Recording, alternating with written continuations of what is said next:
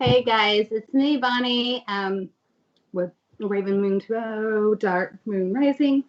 And I have with me tonight Miss Jennifer Vatsa, the Miss the. Well, I'm already getting some weird shit going on now. One of my crystals fell. What did you do over there? Tell them a little about yourself. Because I like my other guys from my paranormal groups and everything, so they can kind of get to know what you do and who you are. Because like I just took some of the this is the Fallen Angels elixir. Ooh, I like that one. That one tastes really nice. It does nice. It is nice. Is that the one that has the clove in it? It is clove, yeah. And it does. It helps me like when I'm doing readings and stuff. It just kind of helps me to do tune in a lot. I mean, better even. Mm-hmm. So yeah, if you want to know about you. Well, I'm Jennifer. I run Belladonna's Botanicals, and you'll probably see my cat Corey in here and various parts of his body coming by because, of course, he's been ignoring me, and he's also trying to show you my boobs. He's been ignoring me all night, but now that I'm doing something, he's like, hey!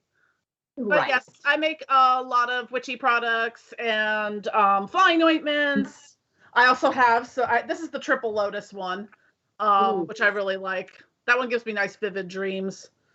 See, that's the one that I have saved that one because, well, at the time, like I was having, oddly enough, because I don't ever remember dreams. But they were kind of getting some weird stuff. Like, I know they probably are like some symbolism in it, but like I was hiding behind a leg of a elephant, so I couldn't imagine that being more vivid. I mean, like, why am I behind this leg of the elephant type stuff? So okay, yeah. Currently, all my oracle decks are annoying him, so I need to move some out of the way. Oh wow, he's gonna do the catch, like clear this thing. And I'm trying to log on so I can see my. Come here, buddy. Anybody in chat? See here.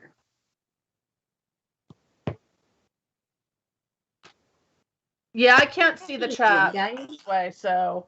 Yeah. So if you might not hear Melvin, depends on if he likes to get brave or not. He's like my little shy guy that will talk in my ear. I must give you the name. What was the little? Hold on. I'm trying to think of the kid. What's the kid from The Shining called? The Man in His Ear. I wish I could remember that. That's one of my favorite movies. But yeah, you're going to be the man in my ear if need be, because it seems like, well, I'm a technical dummy. My kids are like, they know everything. They can log on. They can do a lot of things that I'm sure they can log into pretty much anything they choose. Well, this live stream is now guest starring Corey, so. Oh, he's such a great dude. He is such a cutie cat. I love him. He's just purring away. One thing I was wanting to talk about, Jen. Mm-hmm. Remember the other day when I was like, okay, did you feel that? What was it, like the kind of like the end of last week, like this time? Yeah, the energy shift. And it's like even like non-magical people like, dude, what is going on out there? Dude, it was like, I felt like I was, like when you're like this, it was like almost an outer body experience is the only way I can sit there and explain it, because where I work, and anybody that knows that I'm in Texas, and yes, we had a blizzard. So everybody's here is calling it a blizzard. I mean, it was at least 8 inches. So to us, let me tell you, that's a blizzard. That is legit. We compared ourselves to the northern states. We could, like, to you guys, like, we're like, okay, we were colder than a couple of places in Alaska, so let's go there. Yeah. And that was very strange. So we had that going on. Well, then there's the aftermath, or probably what's going on at the time. We're not prepared. Our pipes aren't prepared. Our roads definitely aren't prepared. And I work, as many people already know, at a mental health facility. It is a state hospital. And we have some that are, they can't really take care of themselves. And then we have some that are just basically, it's considered a forensics unit. I am going to late for this one because this is quite interesting my whole week. So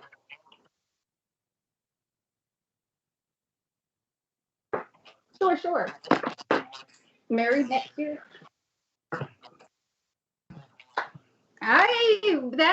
Okay, maybe that was some clairvoyance. I actually found my pendulum that I've been using, and yeah. So we I will send you a link to the Moldavite and Herkimer diamond ones. That's got to be some powerful stuff.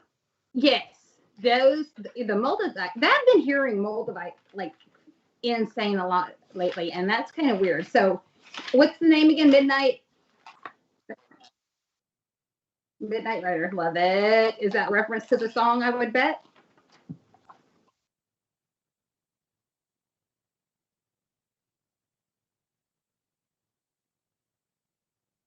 Mm-hmm. Midnight. Hello, Astra. I'm a Gemini, but I'm a Pisces moon and rising. You're Pisces moon. Okay, so is he going to get married? That's a good one. I'm going to write that down for the question. Married next year.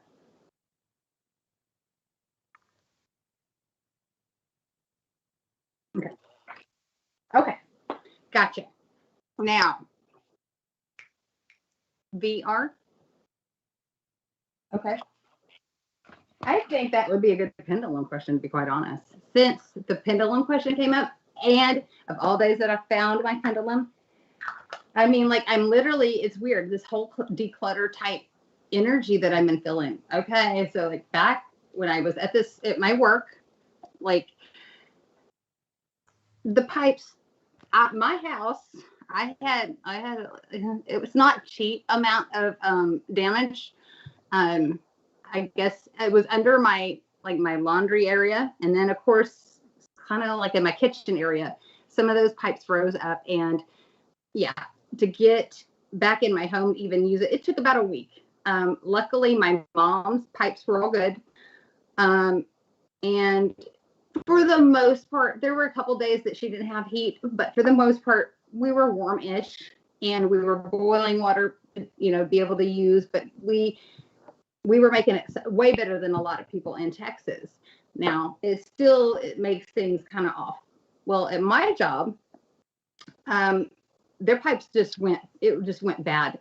They ran, and they had to shut off water in Mahia completely. And at my poor work, I get there Monday because we had been off the whole week before because literally we were all just shut down. It just like you couldn't go in. There was not much you can do, especially without water. So it was just like, what do you do? And we got back last Monday, and like it was literal. I like the nicest way to put it is chaos. So the thing is, what we had to do is like, I thought they were messing with me. I work with men, and I thought they were messing with me just to be kind of assy. And they tell me, we got to take 5-gallon buckets. Like, we have to follow. They said, no, we're going to be following the fire truck. They're going to take their hose and fill up our 5-gallon buckets with water. And we're going to take them and pour them down the toilet to flush the toilets that hadn't been flushed since the day before. What? I'm not even good at changing my own children's diapers. Okay, let me put it this way. It hit me like a ton of bricks because I had in my mind, I knew what we were going to be doing. And it literally, like, just the thought of it made me sick. The first, and this is what's better yet is that it made grown men sick too. So I'm not the only one. I walk into the first home. I'm thinking, okay, I can do this. I'm not too good. I can do this. Just put your mind in the right place. There's a lesson to be learned. We open the door and it hits you, the smell. Because literally it's like, you got to realize it's like a hospital. Like it's where a lot of people are living, and there was no flushing going on, and it was a lot of stuff to the eyeballs. And like my coworker walks in because I've never seen poo in so many colors, and I'm like, oh my fucking God. It's like, what are we, so we go to open the door and the smell hits you, and I'm like, ugh!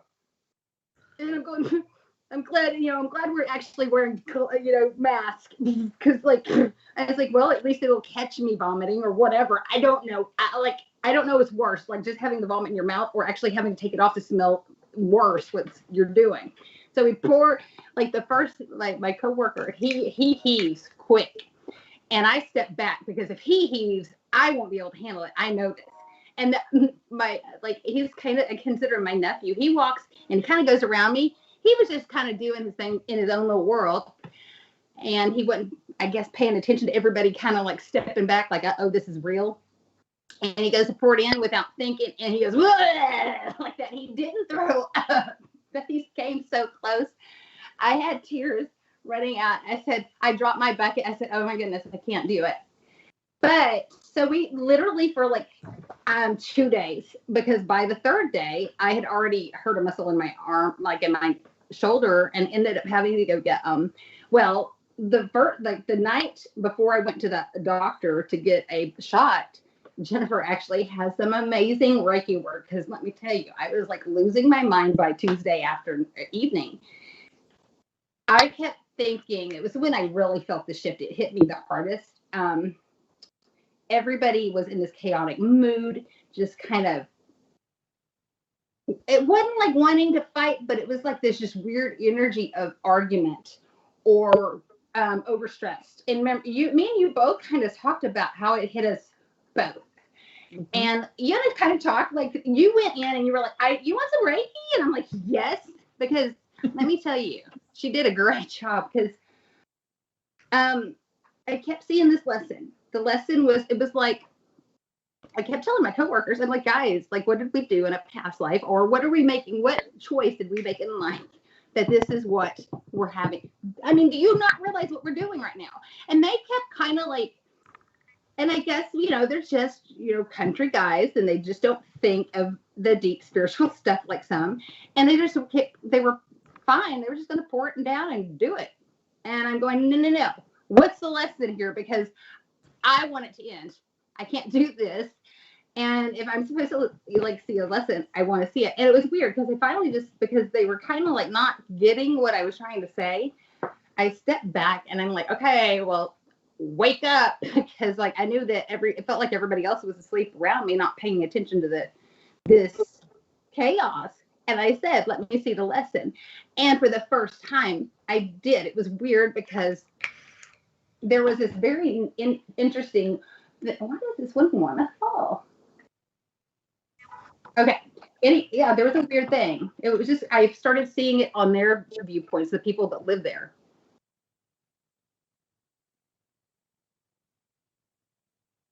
I'm sorry.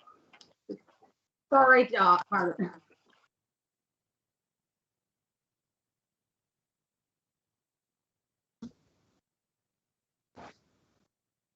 Yes. All right. Sure will. Okay. First thing is, I do have a recommendation if you're ever in a situation like that again.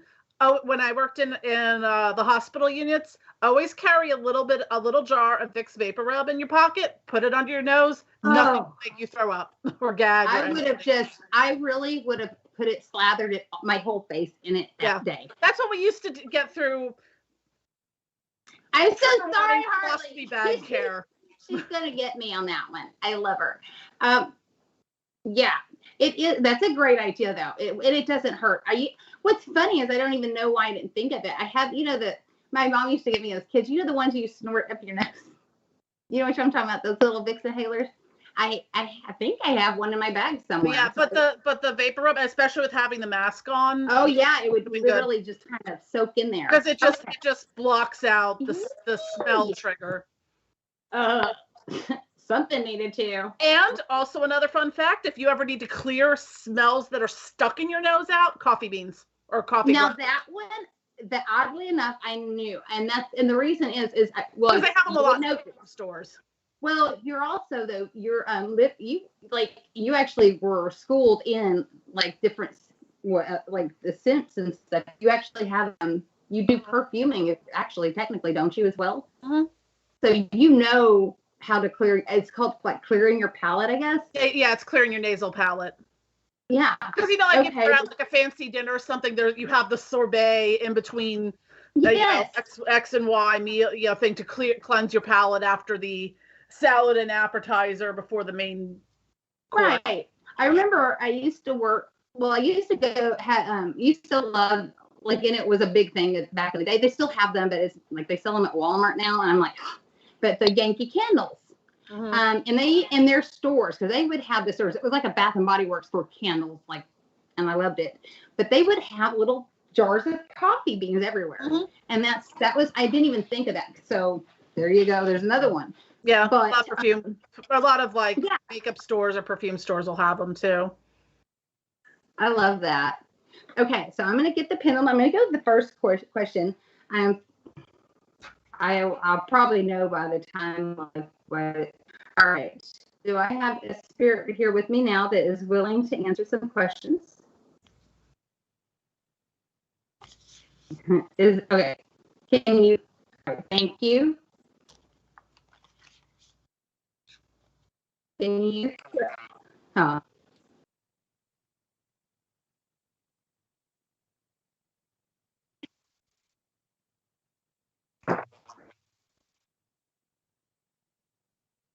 Obviously. I hold on. I have a Star-Chase sigil right there. And in fact, I was working with somebody yesterday, and it kept coming up that this person needs to do some, like, it's self-love, but it was also like some, like, shadow work. And when I started talking to this person and doing their reading, I stuck my tripod, my phone holder, onto the sigil of the Star-Chase. And it just, that was my kiddo being adored. Like, I have some spirits that pop around, but they don't open doors to that. Well, knock on wood, to that extent as of yet. Yeah. Can you see me, or are we still like glitchy? All right. Well, okay. Okay. I'm going to see, is this the Morgan that's with me right now? Okay, well, can you show me, first of all, before you answer that one? I apologize. Can you show me what is our yes? Okay, I figured, because that was the yes while ago. All right, thank you. Can you show me and verify the no? Okay. It's just always so weird. Thank you. Is this the Morgan? Okay. And the reason, I've always worked with the Morgan. However, thank you. Thank you, Mother. I had my 23andMe results come back like 2 weeks ago. And you get to looking at it, right? And I thought it was now, this is what's funny. When I first started working with Morgan, I didn't know everything at all about who she was. But I felt I felt her. And then, with other people that had experiences, that's how we figured it was her. And it was like intense. It was like it's like I naturally knew how to work with her. It was very, very familiar feeling. And I just went with it. However, this is what gets interesting is the 23andMe will kind of like tell you like where your DNA, where it links back to what, now, not like just, in Europe, it's like what parts of Europe. Now, the Morgan, like where she comes from, her origin is. Like if you go, she has a cave that is specified to her, and it's called, it is Owendagat. It's which is basically, it translates to the cave of the cat. And a lot of times she's used cats to communicate to me, or when it's not cats, it's definitely crows, ravens, any kind of black bird. Anyway, my lineage, like one of the, like it was a pretty strong one too, goes back to Roscommon County, Ireland, which is where that cave is located. So that was very interesting, in my opinion. It was just how it was like, okay, well, that makes sense. It's a little creepy, but it makes a lot of sense as to how I knew how to work with her. All right, Mother Morgan, I appreciate that. Would you mind answering a question for me to help out Midnight Riders?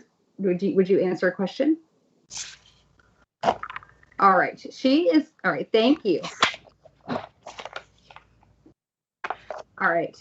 Midnight Raider would like to know, will she be married to next year to the VR, the gentleman with the initials VR? No. Okay. Will it be Will she marry VR? I feel like it's changing. Yes. Yes. Will it be okay? Thank you. Don't. Sometimes they'll start trying to answer before I can get it out. Will it be more than 1 year?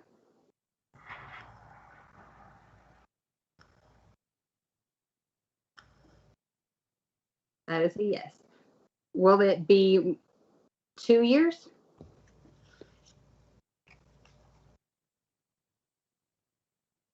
Hang on. My hand shook. Just make okay. Will it be 2 years?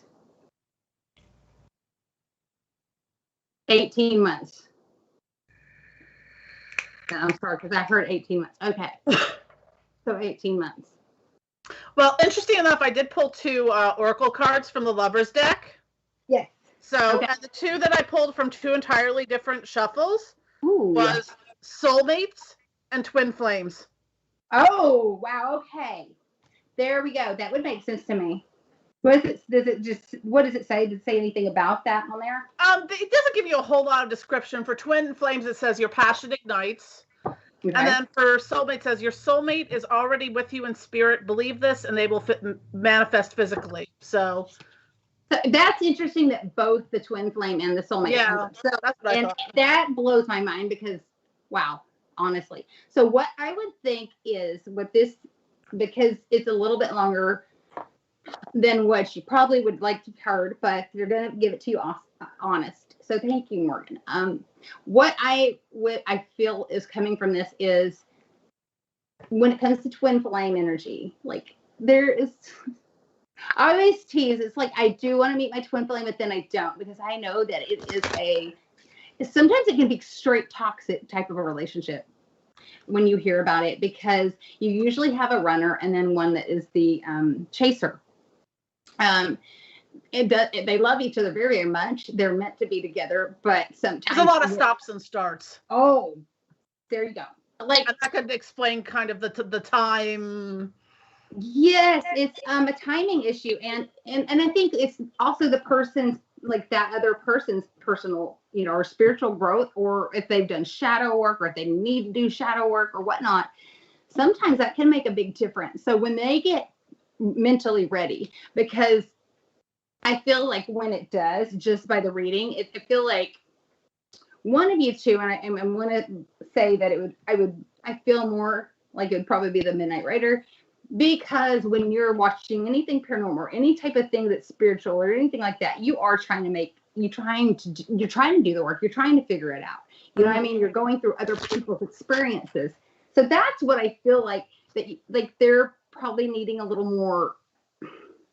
The other person's probably needing a little more shadow work, or that because you've done shadow work, you are not going to accept a person that's not prepared and ready. So you'll be like, not until you get your shit together. So that's what that says to me. So also now, what did Astra ask? Was they.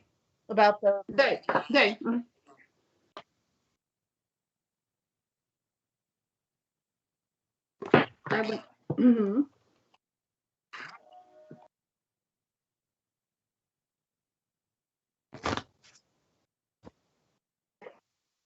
For sure. Alyssa, and thank you so much for joining. So I'll write Alyssa.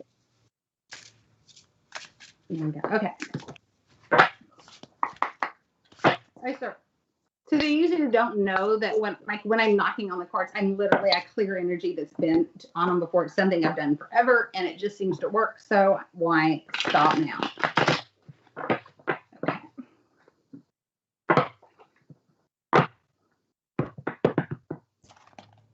I feel like some anxiety from the living situation right now.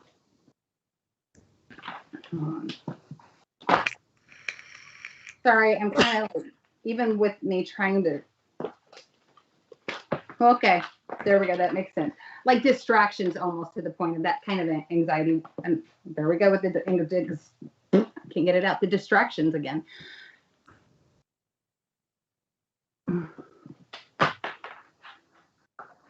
is it unhealthy? Like, I don't want to go like and say like abusive, but like to where you're having some self-love issues in this situation is kind of what I'm getting. It can be almost emotional. So anything that's like that, if you can get out, I suggest that. It's what I'm picking up. Let's see, it comes from the cards. And like, I always try to let them just fall out and just tell me instead. There we go. Yeah, Bonnie's cards often just leap like across the room sometimes. Yeah, they'll.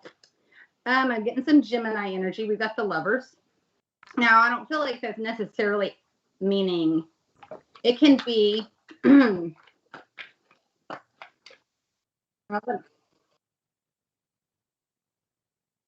Okay, whoa, there goes it. See, pop out. Okay, I'm gonna keep going with this because something's showing. Will your living situation change? All right. The other card. So we got Gemini energy, which is Miss Jennifer over there's got that Gemini energy going on. And guess what? Cancer energy. Mwah. We got some very fast, quick moving. We've got the Lover. So this could very much, at first I was going, I don't know if I'm thinking this is actually in a partner possibly coming, but with the Chariot right behind, something is coming. And when it comes to the Chariot, Cancers don't move slow, and they're like, they're all about the feels. Now, when it gets past that, that's when we get wonky. But like, they'll come like this. I mean, you know, with they're taking the reins and they're ready to go. There is Seven of Pentacles.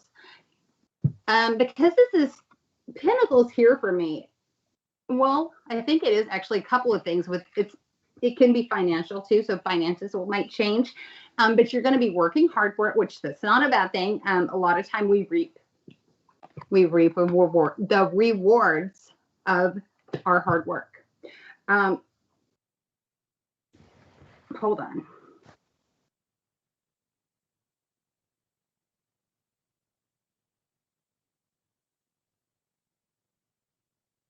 Okay. Ooh. You want to, do you have any cards on that, Jen? Because I feel like your cards are going to be really, because I'm trying to feel like if the Lovers is her own self-love, helping her to run and to go for what is important to her, like if it's spiritual work or if it is, she has something in mind, but there we go. So I'm trying to see. I pulled from the Energy Oracle deck. Okay. And I got Adjacent Possibilities. Okay. See, I'm going leaning towards something else completely entirely. So what it says is sometimes the force of habit keeps you stuck and unaware of potentially healthier and happier choices at hand. Yet every moment gives you the option to open a different door and take a different course, whether it's thoughts, behaviors, or major life decisions. Unlike the indecision card, which indicates confusion and vacillation about which course to take, the Adjacent Possibilities card is here to tell you that you have many options, and it's time to take a wider look at things as you consider the many life choices available. You'll feel more and more empowered and motivated to make the decisions that bring happiness, strength, and forward motion. In terms of your goals, this card can indicate unknown and previously unconsidered ideas. Perhaps there's a marketing tool you haven't thought of, a connection you haven't tapped, or even an entirely different direction that would be more suited to you. Be conscious, be aware, be flexible, and willing to take new and different actions now. And the other card I got from the Spellcasting Oracle for them is Travel. Ooh. See, it says about travel. So what you wish for will not come about by sheltering within the comfort of the four walls and all that makes you feel secure. You're being called to journey the road less traveled, for the answers you seek certainly won't be found while you're sitting on the sofa. Instead, book that trip of a lifetime, soak up the fiery sun of faraway lands, go climb a mountain, bathe in tropical waters, or make the overdue visit that you've been promising. This is the perfect time to go seek adventure and to retreat from the mundane world. So be a bold explorer. And this doesn't necessarily mean, in the physical realm. Astral travel counts. Okay, there you go. Nice. So, it's what I'm loving. It's about breaking out of your comfort zone. Once again, we have literally linked into each. It's weird because I was like, you know what? I feel like I need to ask to see what you get, because like I was trying to decipher if this was actually a person like this. I feel like once, and it sounds like she's kind of already, or they've already got the first bit going. And I'm still working with the they. I am, even in my personal life, I have my reasons why I do that. But when it comes to the Lover's card, I feel like you're taking that other half of you back, right? The person that's been stealing from you, your partner that has been just, I feel like the word that almost came out of my mouth, and I don't even know the situation, is like using you or taking you for granted. Take that as you will. But you're taking yourself back, doing some self-love. Hello, Astarte. And going for it. You're getting that Chariot energy. You're ready. You've got some things in mind. And what your cards came up, Jen, it was like, go for them. And this has been a weird, repetitive thing coming up lately with people. So I feel like this timing, there's this shift is to literally, like I've been doing, it's like I found my pendulum, like all these weird things. When you get rid of the clutter, you start focusing on the things that are important, get rid of the distractions. And if you don't have, my kid's singing and it's not good. Sorry, get rid of distractions. So you gotta go. You gotta go, boy. No, it's funny because, sorry if y'all hear it, it's bad. He has no tone, and I think he forgot what I was doing because it's getting really awful.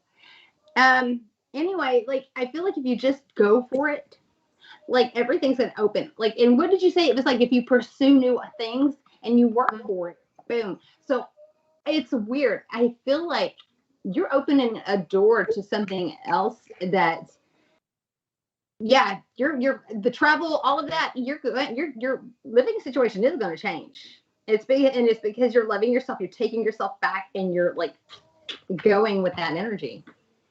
So yay! I love that. That's so pretty.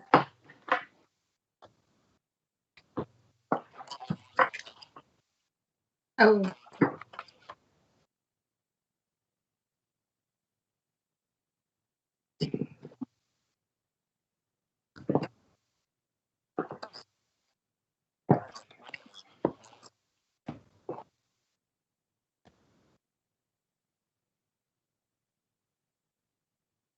Okay. Okay. Ooh, okay. Yeah, and I'm so sorry to hear that. That's a rough thing to go through. I mean, the one that's singing so tone deaf back there, he was actually, he was a twin. And like I was told I had a miscarriage, and I was heartbroken over it. I wasn't really, like, it wasn't really planned, but it wasn't not planned. It was just like, if it happens, it happens. But we were excited, and then I, started cramping and everything, and then found out that I had lost said baby. And then my cousin begged me to take a pregnancy test like a week later, and I'm like, I thought she was actually, it felt like she was doing it almost, that's kind of mean, don't you think? Like, I'm not pregnant. They told me, we know I'm not, we've established I'm not. I was still pregnant.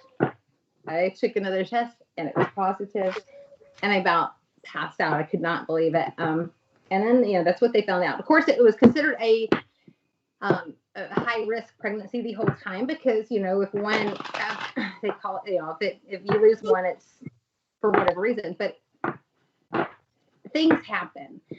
So, I mean, but it's that morning part is very difficult.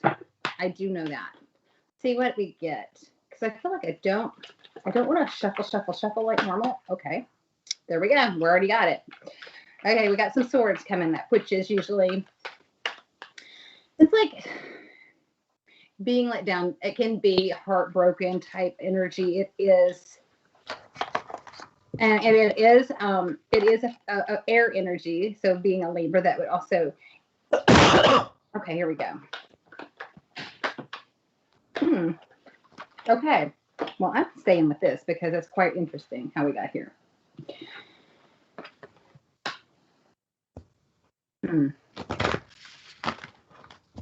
Now, okay, so the first card came up was Five of Swords.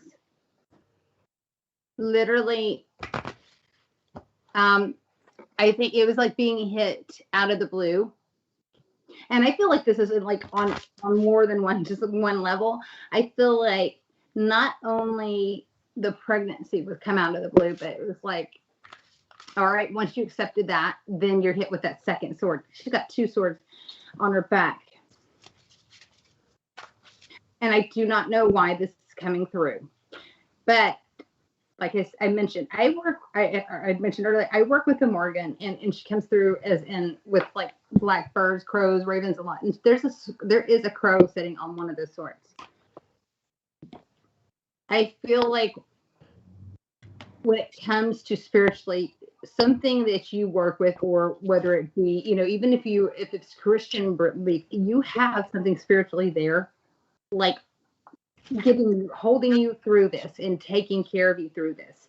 The next card that came through interesting is the Emperor. And then right after that, the Moon. Okay. The Emperor also is kind of like it's an Aries card, but it is fiery. It is. Okay. For me, the Emperor in this situation feels like you almost feel like you're being punished. Okay. And this is not it. Because the Moon, with the Moon, okay, outside is pitch black. It is, you can't see things clearly. Like when the sun's out, nothing is hiding. Nothing is unseen or unknown. The Moon is all about the unknown. Okay. And I can't say what the reason is, but there was a reason that it happened. It was probably, it could be health-wise. It could be health-wise for you or the baby, or whatever. But I feel like things are not always what they seem. Yes, I do feel like there will be another baby. The Two of Pentacles comes through. And it's lovely because of this whole Libra energy. Okay.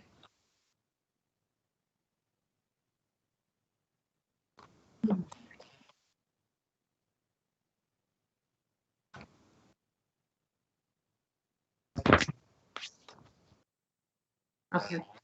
Okay. Yeah. So take it as this. It was not a punishment.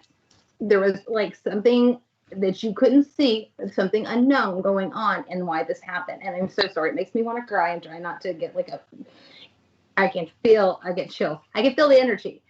The Two of Pentacles, though, try to hold on and keep the balance, because I do feel like a blessing is going to be coming, but it's just I feel like this is have gratitude, and I know that sounds horribly crazy, and it even almost seems insincere, but I feel like how you handle it is okay, and I don't know where it's coming from, but it's like you're going to be blessed on the measure of how you handle the situation.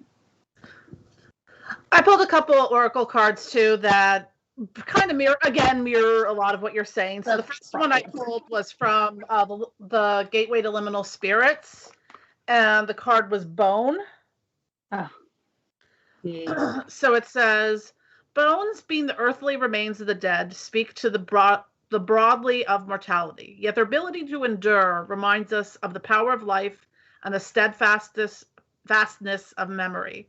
Some of the earliest tools were made from bones. We may think of science The science of anatomy is fairly recent invention, but early humans from the first hunting days must have had a solid understanding of how bodies work. While they may not have known what happened on the molecular level, they learned to work with sinew, bone, fat, meat, and organs to their advantage.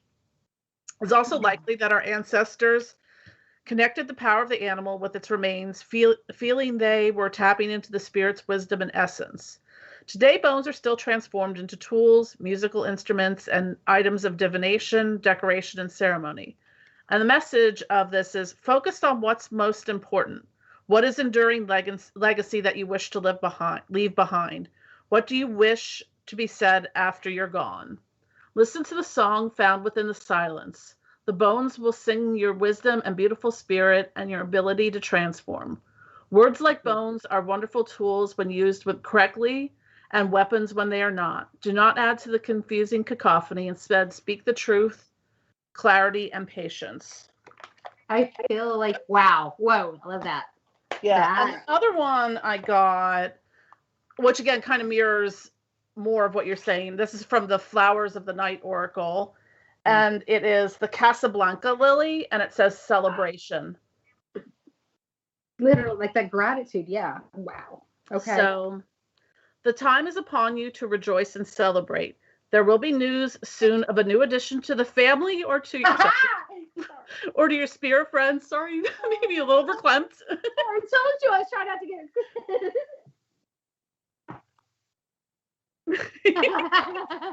Yeah. It's so lovely though. It's like literally be grateful because something's coming. Yeah. Oh, I get through this. We can do it. Breathe. That's awesome. I don't normally get verklempt, so but apparently I do. Hey, it's okay. You got water in your trunk, so you get it. Yeah, I'm all water, so water. Gifts are indicated too, both giving and receiving, as well as obtaining or giving assistance from those close to you. You may find a gift in the form of information or opportunity which may have once seemed unobtainable. Take the time to enjoy your friendships. If there have been difficulties, face them with unconditional love, no matter what the eventual outcome. You may find the need to reflect on what and who you value in life and why, especially if there have been difficulties. Emptiness and dissatisfaction can be challenges presented by this flower. That's so neat. I would totally go get, like, even if it's artificial, I'd get those. It was a Casablanca lily. I would see if you can find something very similar, if not, and literally, you could even do like a bath, a cleansing bath, and then gain, the archangels you work with. Mm-hmm. I would thank them for seeing you through this, for giving you strength. Like, I know we're both like, because that's very lovely. So there you go. There's your answer. So I'm sorry for your loss, but I am so excited for, your future, because it looks like it's going to be pretty. So. Yay.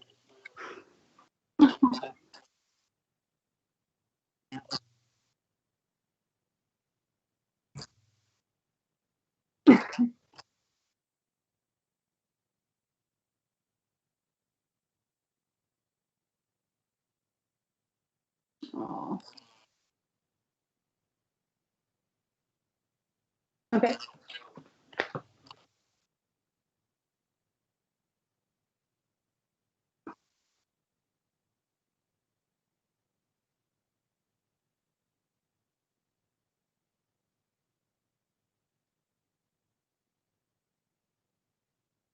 Virgo and Libra. What? What was that? Okay. Okay. Okay, Virgo and Libra. So for Miss Jenna M. All right. I want to grab a different deck. So I went, and it's crazy. I am going and grabby towards Deviant Moon. And like the first thing I'm going, is he, like, I don't know. I feel like he gets that jerky guy energy, and I'm not sure where it's coming from. I don't know if, okay. Huh. His friends, if that makes sense, it's coming through. If that makes sense, just let me know. because I don't know. I feel like he's got that dude type energy that just sometimes it's not always very thoughtful, is what it feels like. And he's a Libra. Virgo Libra. Virgo Libras, to me, sound like they would be okay. Very both kind of Virgos are. Some people, Virgos are like they like things the way they like them, but I like Virgos. Like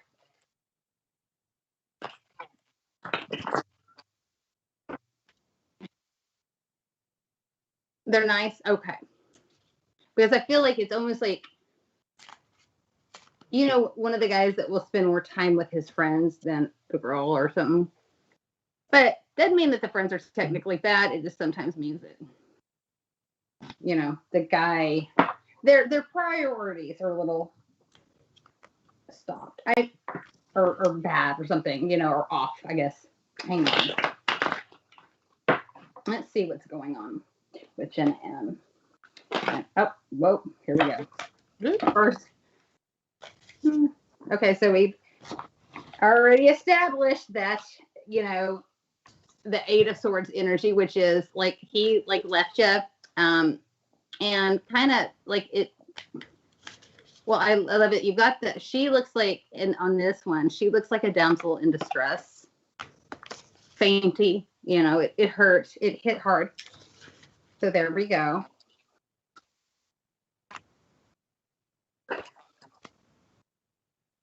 Mm. Okay.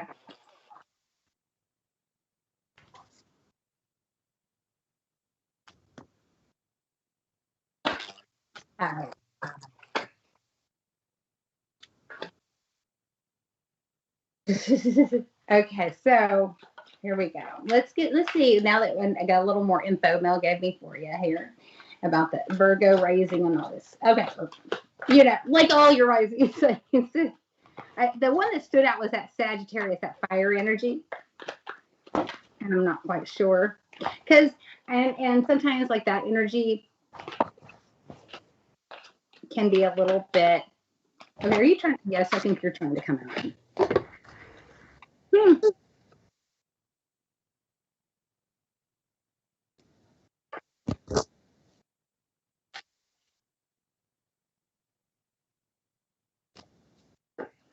Okay, so when providing wise, that can be an issue. So Libras, they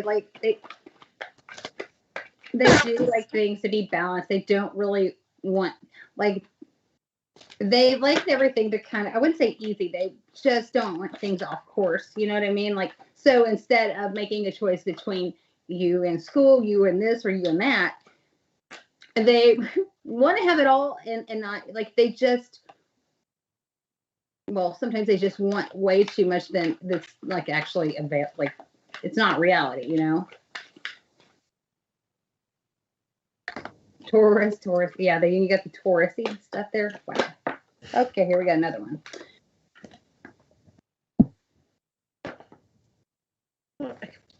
Okay, I've got the next card that came up was the Eight of Cups. I feel like it's funny because so he leaves and it was real hard and emotional. The next card though is the Eight of Cups. Like she literally is like, no. You know what I mean? Like you're trying to give me all this and now I don't, like you're over it. So somebody's over it, but I feel like you may have a moment to where you things start kind of coming clear,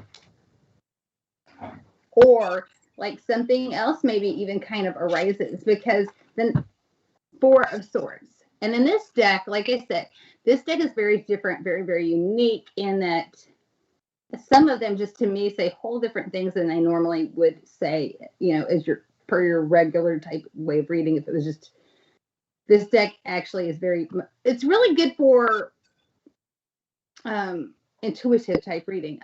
This one is I feel like if you do some like shadow work or just soul searching, and you really meditate on it, what's right, what's best for you, that I feel like this is going to kind of come up there, and it's going to be front and forth center. It's going to stand out as that this person's not even right for you. I'm going to get one more card, and then we'll, oh, there we go.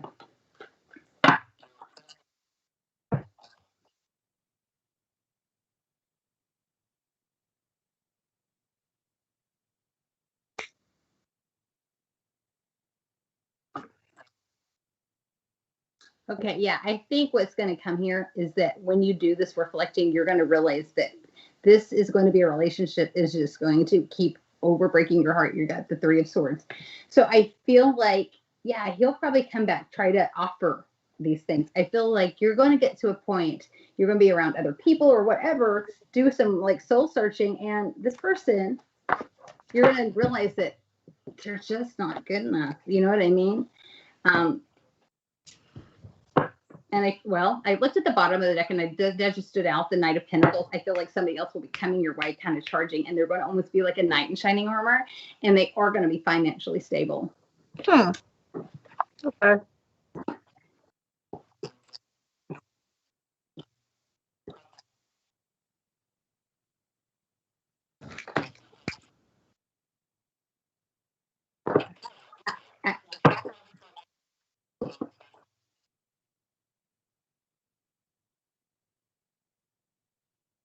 Yeah, I would suggest seriously do some soul searching, and then I think you're going to realize that this person's not good enough, and it's going to come clear to you.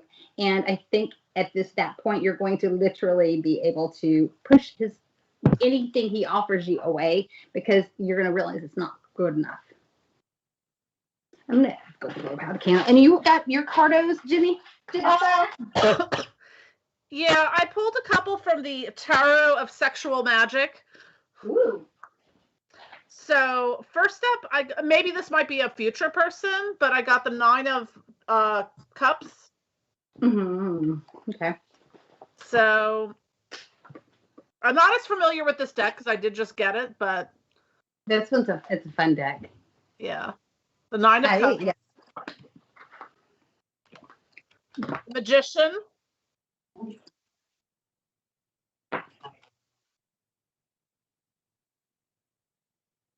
Yeah, yeah, like that, the Nine of Cups, that's a neat, is it Nine of Cups? Nine of Cups. Well, and a lot of times Nine of Cups is very attentive at first, you know? Yeah, and then the Magician, and then the Seven of Wands. Okay, yeah. This seems like a new person. I feel like a new person's coming, and I feel like it's going to be really a good person.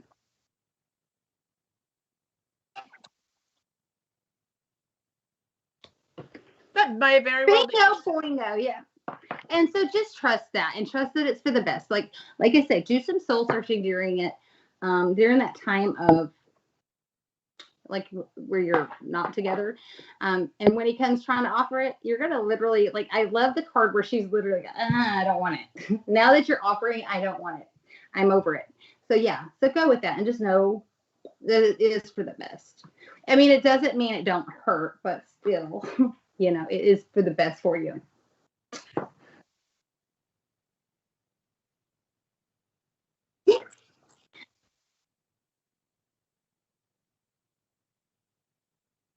Oh, if Benny is still here?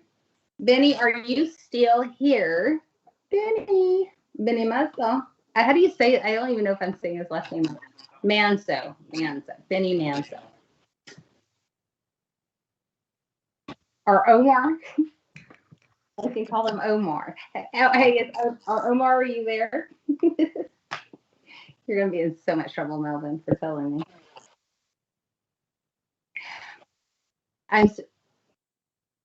No.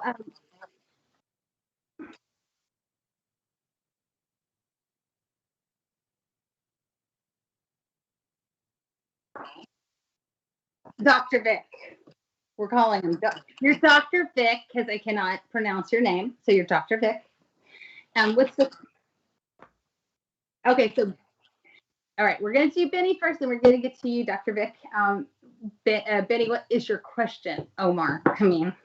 Sorry, I'm not gonna live that one now. I'm gonna keep Omar's stuck in here. Omar. That is. I mean, for such a short name, to me, it sounds like a really big name.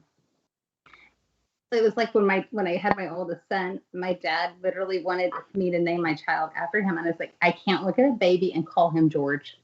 That my dad's name is George, and he wanted, because my brother was stillborn, he wanted to name my son Jordan or George, and I'm like, Dad, can you imagine looking at a baby and saying, "Oh, George"? It's a weird. See, everybody that thinks about it, they're kind of like, "Oh, hi George, oh, baby George." No, so yeah, we want a Jordan. But it is a strong name. But look at a baby. But Melvin, think of it. Look at a baby and call it George. Melvin's arguing. I'm not arguing with myself. I'm arguing with Melvin. So it's a big name. Melvin's nice. I wouldn't do it to my child, but it's a name. Hey, it beats Bonnie. But it's a name. I am insulting my own mom. I hated Bonnie forever. I'm actually kind of okay with it now, but for the longest, I was like, I knew even as a kid, it sounded like an old name, like an old lady's name or something. Do not go there. Do not go there with my middle name. Bad. It makes the first thing it does. It sounds so country. It reeks of country.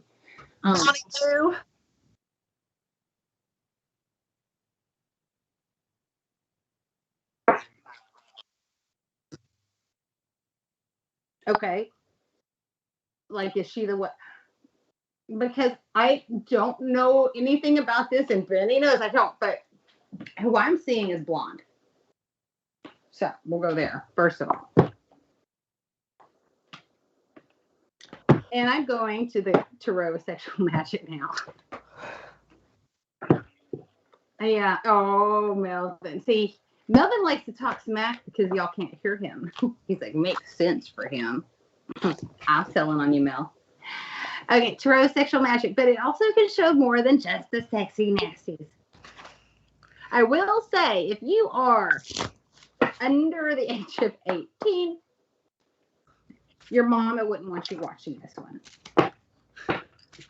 These are kind of risque cards. They're lovely cards, but they show genitalia, boobies, phallic, big dongies, things like that. So, like, this is mature. Like, I'm saying big dongs, and I'm saying, but this is mature. Mature adults, boobies. So funny. Yes. Okay. Last shuffle. All right. I see a blonde.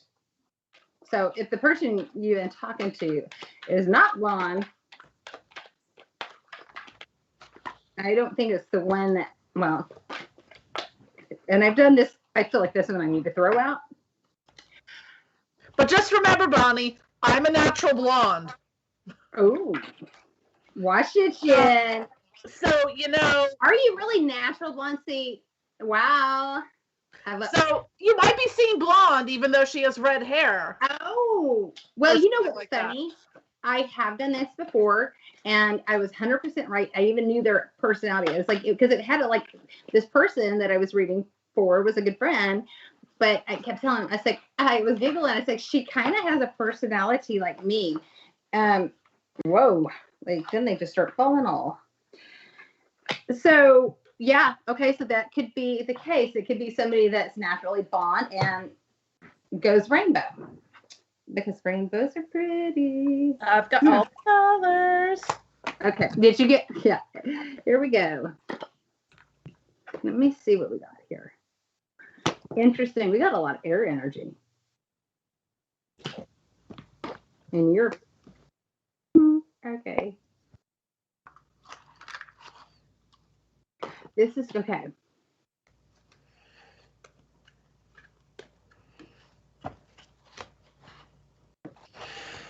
I'm trying to just get the whole energy because these are quite interesting. This particular draw. Okay, we have the 9 of Wands for the first card.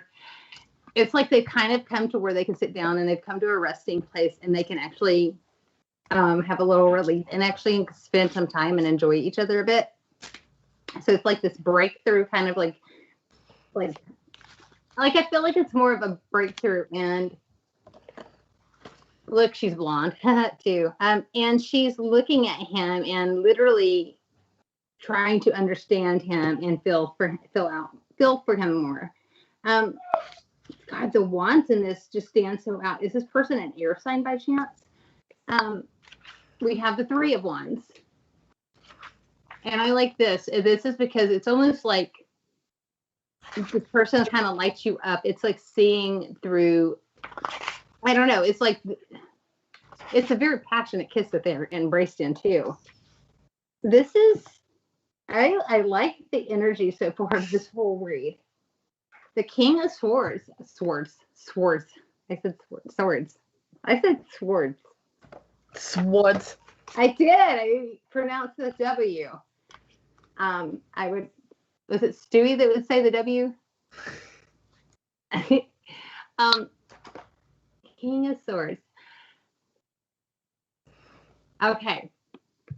Very much another, no, the Wand is fire. Sorry, the Wand is fire. But I keep thinking of air, and I don't know why I keep thinking of it, but this isn't air. The Swords is.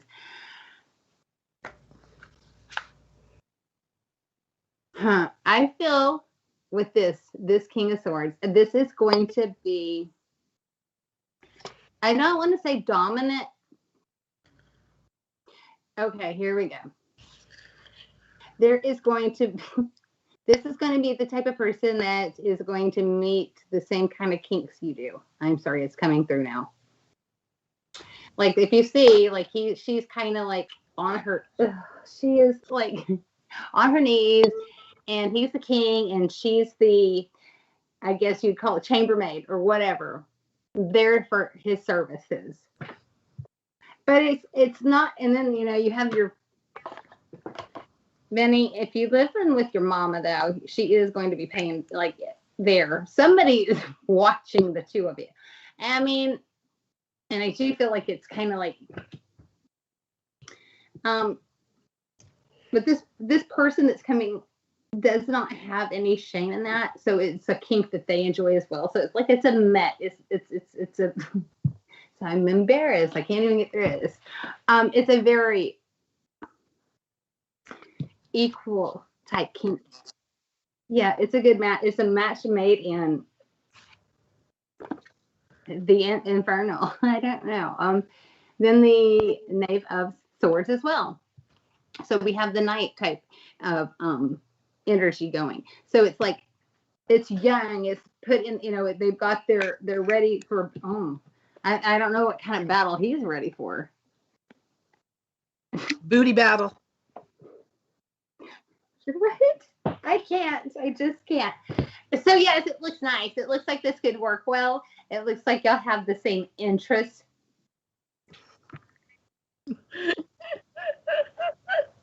Go for it, Benny. Yeah. So I pulled a couple from the Oracle decks. So this is the Elqui Oracle deck. This would be more about her because all the cards are sort of phrased like she who. So the card that came out was Valencia, and it says, she who stands, resolute, implacable, determined. But it's actually really cool. She's got got a little. That is a beautiful card. Yeah. Does it? Valencia, she who stands, embodies the spirit of resoluteness. Her hair is tied back, revealing determination in her face. Her bloodied sword rests in her hands. She is not holding it to defend herself. Instead, she clutches it to support herself after a hard-won fight. Part of her would like to run, but the stronger part insists she hold her ground. The fierce, tusked skull on her right shoulder reminds her it is wiser to fortify her position.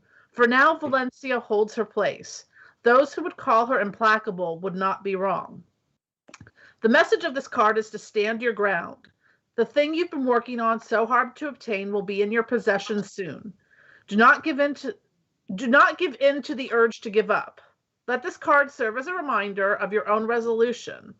Acknowledge where you've been. Look at where you are now. Tie your hair back. Roll up your sleeves. Now you must prove you've earned the spot. You will not be put aside easily. This moment will determine your own strength of will. Do not waver. Look them in the eye. Hold their gaze. Show them your implacable stance. That's really interesting because, like those pictures, some of the pictures and the ones that I showed were like they were looking at each other. It's like they kind of come to the same terms, and they are on the same level. Yeah, kinky, but the same level. Yeah, and from the little spirit deck, I got the snake. Oh, I like that. Yeah, it's a really beautiful. I love the illustrations. So, the snake and humanity have been linked by myth since ancient times. While most people are familiar with the story of Eve succumbing to the persuasive charms of the damning serpent of the Garden of Eden, there are myths all over the world linking the snake with the must be hungry a steak creation of you sound like Melvin. and being a true bringer of wisdom. Outside the limited concept of sin, the snake reveals to us the mysteries of death, rebirth, healing, and transformation. So the messages are a message bearing wisdom and insight is heading your way. Heed the words you hear, even if they make you uncomfortable. Something new and exciting is coming your way. A cycle that keeps repeating itself must be examined. Ask yourself, is this a healthy pattern or something that must be broken? Be careful to not let fear or insecurity overtake you. Just because you don't understand something doesn't make it wrong. It's interesting because it sounds like, I love that. You know, it's weird. It's like, it seems like if there was anything that was keeping the two of them, like from like just making the, like a relationship more of I guess in solid, like solid, you know, make it more solid, it would be like something that's fake, something is coming to where he'll realize what it is. It's a realization so that he can remove it or take it away, and then they can move on at that point, because like the other cards were like just showing that the determination and keep going for it is going to pay off. So yeah, the snake would be relevant to anything that's holding them back from being together. So Victor.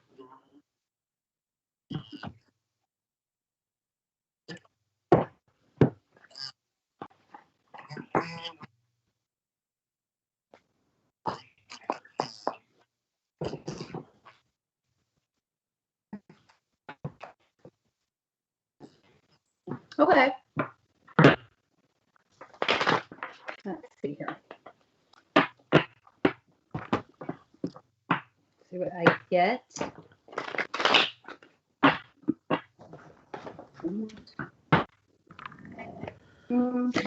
Shuffle. I'm changing the way I shuffle, which is weird. Okay. Well, last week's job interview. Let's see how that goes for Dr. Beck.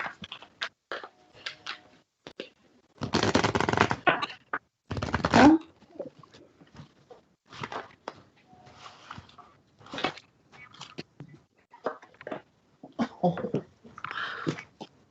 You look good.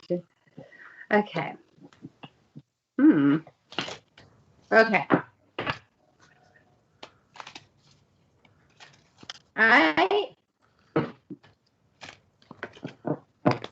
I'm wanting to say this is a shadow card. The Six of Swords here. I feel like you keep trying and everything you keep getting let down. And it's almost like it's getting stuck in the head. Like it's getting stuck in your noggin. And it makes you nervous and think that the next, you can keep trying, but it's going to keep going bad. But wait, because the next card that comes up is these Three of Wands, and he sees the light. Right? So something changes the direction, and he can clearly see the path at this point when the Three of Wands shows up.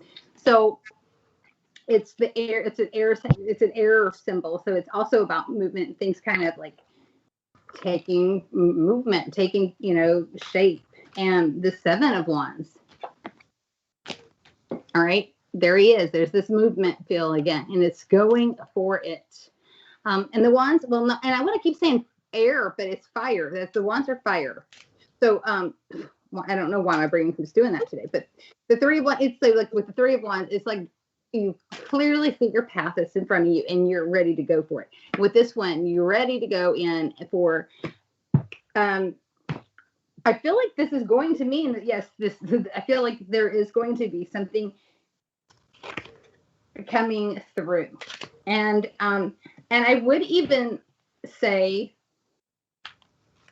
something unexpected could even come up that's even better, because the Queen of Pentacles comes up as well. And the Queen of Pentacles, what I love about it is the Pentacles are all about monetary gain.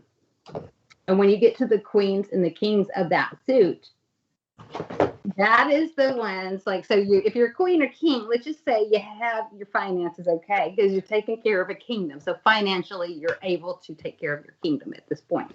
So yes, I feel like you're going to see something kind of break through. There's going to be like this aha, this light, like come in, and you're going to see a breather. You're going to see something change. The 7 of Wands means just to go for it, to just step right in and like be passionate about it, and then you will have that queen. So yes, the finances, everything will be back and running great from what it looks like. And I pulled a card from the energy oracle cards, and I got the Magician and the Mirror. Okay. Which says, knowing and using your true power. Mm.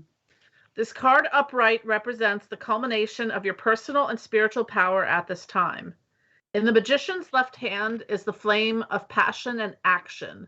In his right hand is the vortex of water and the light of reflection. Ooh. This highly beneficial card is telling that you are the magician, and within your grasp are the amazing forces of earth and spirit. The water is the energy of yin, the power of spirit and clarity of thought. The flame is the energy of yang, bringing direction and creativity. Together they give you the magnificent magic of transformation. The mirror stands beside the magician, reflecting the outer world's response to your choice to use or dismiss the true power that you have. Its silver reflection reveals the future in the mist on the horizon, ready to be magically formed. When you receive the Magician upright, you are put on notice that an important and powerful time is at hand. You are the alchemist of your own life, and just as an alchemist turns base metals into gold, you are now able to transform your difficulties into great blessings. This is true in every area of your life. Claim your power and embrace your intentions in your heart and in your daily life. Direct your destiny, and the mists of the future will clear into brilliant reality. That's quite interesting. If you want to think of that, right, that everything you read just reminded me so much of that 3 of Wands. Like literally, the light you're going to see, this horizon, but making it like that, and then you've got that 7 of Wands like right behind it. This energy of making it happen. Like literally, it's like he's going to open up the doors for himself. So that's really fucking cool.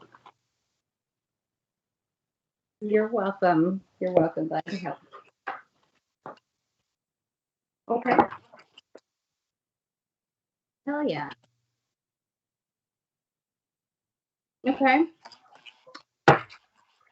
Yes, usually. And I'm going to Morgan Greer. So yeah, you're probably going to get yelled at. His guide really, like, she does not play at all. I mean, yeah, no, she don't play. She does not. Luckily, I do have some playful spirits that I work with, but Pearl is not one of his. I mean, now he does have one. He has one that's kind of like this. I don't like calling her fairy because she does not like being called a fairy, but she's kind of that fae-like energy. And she's really playful. Huh? Okay.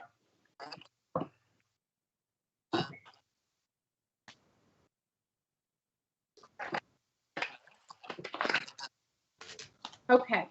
A promotion for Deepa. All right, let's see here. Promotion. Let's see. Okay, will you get salary of manager? Okay, let's see.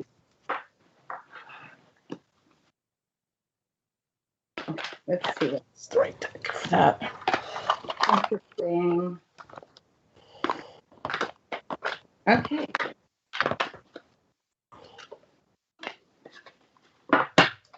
My first questions. Hang on. Well, let's see what comes out. But anyway, the first thing that's coming to me is the only thing holding you back is you. Okay, first of all. Yeah.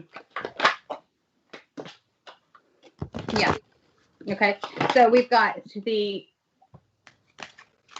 9 of Swords here.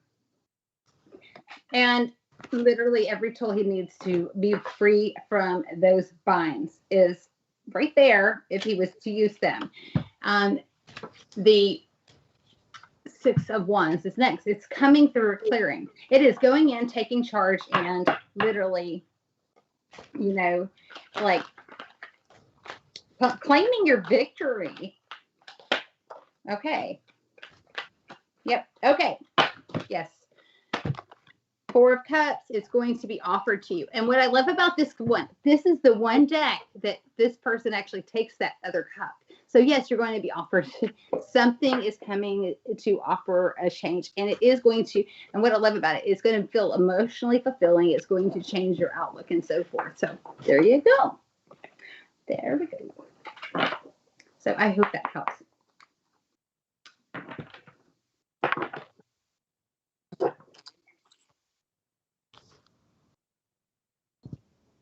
Okay. Yeah. Broken Heart came up from the Energy Oracle, so I was like, well, how does that relate to a job thing? And then he speaks, and it comes out. So there we go. Yeah. And then the other one that came up was the Sun. Ooh, okay. I love that. So new beginnings and great creativity. The Sun brings blessings to the earth, and this card portends blessings in your own life as well. Just as the sun nurtures the earth, bringing new life in the spring and summer, this is your time for a new beginning, the onset of a nurturing new light in your life. Oh. Marks a time of great creativity, the culmination of a new project. Now is the time to put your energy into expressing your truth and vision. See the future you want to create and know the sun is shining on your intentions now. Right. That is awesome. I'm loving this. And that which card was that one for? Which one was that? That was the Sun. The Sun, yeah, that was for, yeah. Because I was wondering why the first card I pulled was the Broken Heart until right. he said about that. But, you know, the Sun kind of, I pulled, because I was like, I don't know what this means, so I pulled a second card. Well, and it makes sense. It's okay. Like with the cards I got, it's like that sun. It's almost like the Sun card intro that everything's going to be brighter. This heart, and I love how you got the Broken Heart, and then across from it is the Sun. So our broken hearts, our own. Like the first thing I said before I even finished drawing the other cards was, "What? You're the only thing holding you back." And it just came out of nowhere, and it was like I had to say it, whether. Or, you know, it just came out, and I knew that has something to do with it. Like he is holding himself back. So now that you realize that, but geez, okay.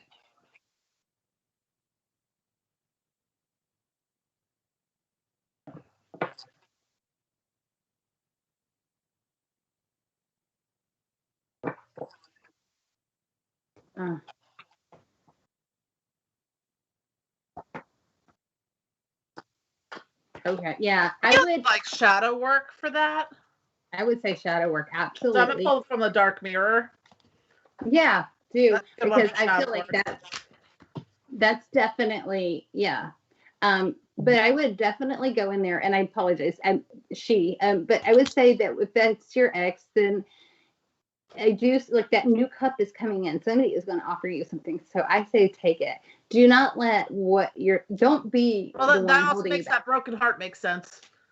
Absolute. Oh wow, it even makes 10 times more sense. That person absolutely being the one that abusing them and taking advantage and stuff. Yeah, that's crazy.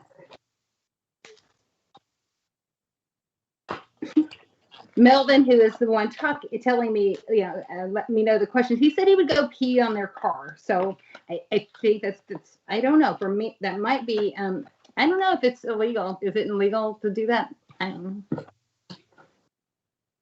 Okay. So from the Dark Mirror deck, I got the Artificial Heart card. Again, with the heart. It keeps coming up. And artificial, interesting. And the quote, it says, if you don't feel the warmth of the sun, will I blame the sun or myself?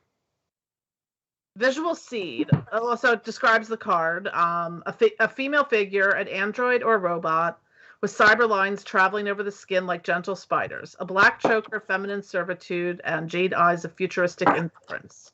Sentence, building oneself to specifications, stealing oneself to adversity, dreaming of electric sheeps. That's a reference to a book. So the shadow work in this is, once upon a time, it was a time of flying monkeys. Someone journeyed to a place that wasn't Kansas in order to gain a heart. Oh, such a charming, old-fashioned fairy tale. A new heart can be bought on the internet now and be delivered in a couple days with a brand new shiny instruction manual. It works too. It gets the job done. It's just not a job of feelings. It's scripted, like a job of numbers. Actually, it feels like a trade-off. We find refuge in the rational mind, which in turn gives us back the illusion of control. But we still feel. We still long to live through our emotions fully. We are truly like the artificial knight that wants to become a real person. Happiness is not in numbers, but it's not because numbers are bad. It's because there is nothing that alone can grant happiness and guarantee it. We trade in the natural world for the artificiality, and then we blame this choice as the reason why our sky has no color. What if it's not actually connected? What if it's just an excuse? What if even an artificial heart could beat and fall in love and drown in sorrow? See, that is interesting. The heart-sun connection there again came up. Well, and then it's also, I feel like, taking a look at that relationship, and really, like, it sounds like it had a big impact. And even though you get out of that relationship, if you didn't do any shadow work or healing from that, like Jennifer does Reiki. Reiki is wonderful, let me tell you, because she helped me the other day when I was panicking. It's something that can come. I don't know how. I just know it works. Okay, and I know that energy is a thing, and that's the thing. It's this relationship that was evidently so important, or just it's kind of significant for you that it affected your career. I feel like if you do the shadow work to heal that and to heal any emotions that are left behind, the ones like Jennifer was mentioning, that's, I think, how you get past this and move on, and all these other offerings will become, I mean, like they're coming anyway, but I feel like if you do need to tend to those old feelings, because I feel like it will keep popping up otherwise. So, yeah. And Melvin, I did your reading though before, but who's next after you?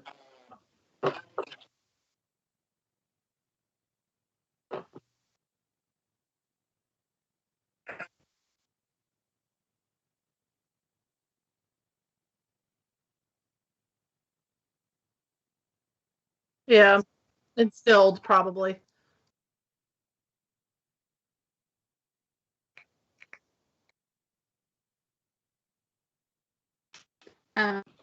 I think it's through doing the shadow work, like Bonnie said. Like really. Yeah, shadow work will be the way to get through that. And then you're suddenly, 20 years later being like, damn. My friend actually just had that happen. She messaged me the other day and was like, and right now with, like I said, with the shift that we went through last weekend, those wounds are out and then they're in the open and on display. Okay. Cause she messaged me and she said she had a night, like it was a nightmare, but it was like one of those long drawn out nightmares. And she remembered, and like she explained everything. It was so vivid. And it was over a person that broke her heart X years ago. Right. She's married now. Let me tell you, it was just, I thought I was over it. I'm saying, baby, you need to do there's going to be some serious shadow work she needs to do on it, because it literally, like how you have a night, and she like, it was one of those nightmares where she woke up mad, those. And I started laughing, but I said, I didn't mean to, but I'm like, yeah, welcome to my world. It's like, yeah, you got to heal it. You got to fix this. You got to fix it because it's going to keep popping up. And like, ultimately it can affect the relationship she's in now.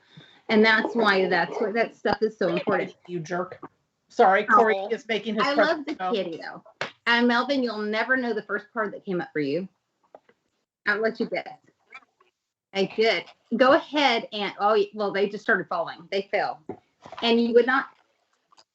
1, 2, 3, 4, 5 out of 5 cards, 4 of them are major arcana. Which is correct. He left the house. Happy cards for you. He has not left the house, really since COVID started. And so he finally went and got his passport. So let's do this. A round of applause. Because he did good. Yes. Yeah, because he's going to be traveling soon. I'm just kind of jealous. Like, well, as soon as, is approved. Oh, you'll do it. See, because we're putting it in here and we're manifesting it. Okay. Well, what's funny is I put the cards, the deck upside down. Or not upside down. I set my deck down. And I normally lay it face down. But I set it face up. So I am going to go ahead and read the card that pops up. For you, Melvin, I will let you guess which one card came up for sure. You always know which card comes up. Every time I read for you, the Empress shows up. Every time. This is how literally she shows that she's giving the reading to him. Every time. I promise, Jennifer, it's crazy. I don't know how. Well, I do know how, but it just blows my mind. Yep. So there we go. That's interesting. It is. It's Empress to start every time. One of those always comes up. When I do the readings, it's usually the Empress, though. All right. And I'm just going to try to put this.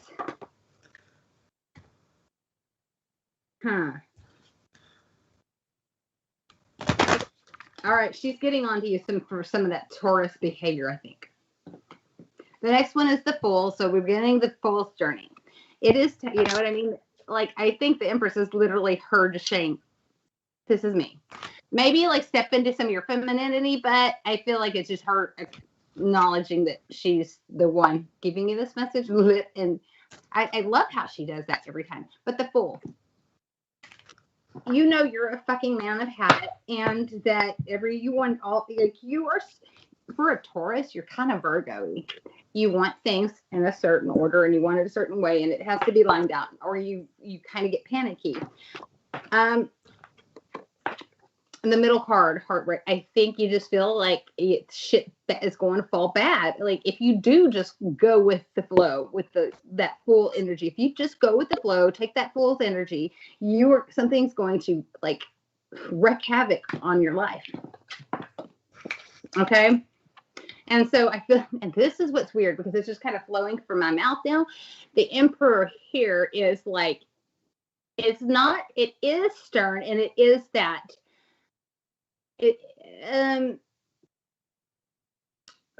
what is it? That dominant type of energy, but it's more so stubborn. This is to me, I feel like this is your Taurus coming out. Even though this is a card of Aries, this is definitely, I feel like a haha to your reference. You were so Like with this one, the Emperor looks like he's fixing to get up and jump on somebody. Because to try to stab them. Like really, like because they're trying to make them move. But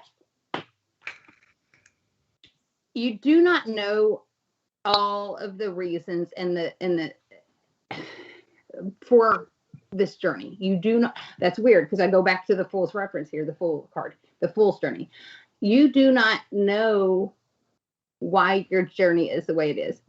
But if you keep blocking it, if you keep refusing to go with it, and I think this is really reflecting on your spirituality. I don't think that she's shaming you. I think that they're probably pretty proud that you got out and did something very odd and different for you. But I feel like if you don't trust these journeys, I feel like this is all spiritually. This is talking about your spiritual path. Because, see, Melvin gets a little, he listens, like he'll listen to JS and everybody's, and this has taken him years to kind of creep into it. Because, he knows how things can, like, just because, how a while ago the camera started, like, as soon as I got my pendulum out, everything went wonky. He does know how energy works, and sometimes when you work with these deities, he just doesn't want them to jump through the phone, and they, like, I wouldn't say, I'm not going to tell anybody that can't happen, because I wouldn't be being honest. But I think some of this stuff makes him a little intimidated, and I guess he's one of those that, for some, it can be a little frightening. I don't think you really have much of a choice, though, Melvin. Literally, I feel like you're really going to have a lot of disappointment if you don't go with it. And she's really, and if you look at it, she's holding him and protecting him. So I feel like even when it's hard, she is there to wrap up the bandages and protect you.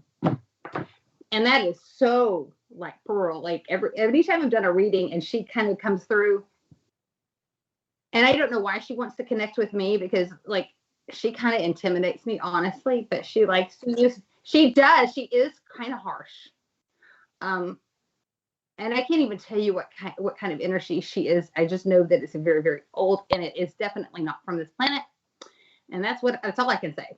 But you need to step more into your spirituality. The things that kind of keep popping up and making you very curious, stop being so stubborn. Let yourself be the Fool and go with it. She's there. She's protecting. She's taking care of you, because you don't know all the amazing things like underneath this full moon of even though it's dark and it can seem scary, she's holding you fucking through it. Duh, dummy. Sorry, I had to say that part because that's what I feel like she wants me to say. What'd you get, Jen? I'm curious. I got from the Flowers of the Night Oracle.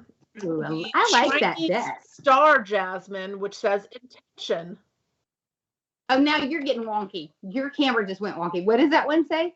It's the Chinese Star Jasmine. Ooh. And it says intention. Okay. So, time to review your true purpose in relation to the matter at hand. Bonnie's making the Bonnie face. This will assist you in seeing the possible silver lining, or at least the new possibilities, which will still give you a positive direction and will eventually match your original intentions. The intentions of those around you also need to be explored. You would be wise to make sure you truly understand the people around you and their effects on the present as well as the immediate past. You may be satisfied with what you currently enjoy, but there is a part of you that longs for more. Before stepping forward, it would be wise to refocus your intentions and look within. Appreciate your own talent and skills and avoid perfectionism and becoming competitive. These traits will only dilute the wonderful gifts you possess. Okay, Bonnie, shut the fuck up. What I picked from the Eternal Crystals is called Tourmaline, and it says smudging. All right, shut up. Are you no, what? Yes, it's okay, guys. See, this is how psychicness works. She's on one end doing it. This is how it says. I'm literally chakra. I'm like feeling Melvin right now, and I just cannot help. I had to grab it. and right in front of me is sitting my tourmaline. Okay. Cleanse yourself. Thank you, Pearl. Cleanse yourself. Focus on getting rid of any old, stagnant, or negative energy from both your physical body and your home and or work environment. To cleanse your energy and environment, you can use a Native American smudge stick and incense stick, aromatherapy oils / spritzers, holy water, or even a strong intention to clear the energy. It doesn't matter which tool you choose to smudge, clear your energy. The most important thing is for you to strongly and positively affirm, I ask for all negativity to be removed. I am clear and clean, and so is this space. I am surrounded by pure white light and positive energy. Feel yourself pushing through the heavy energy. See yourself full of white light.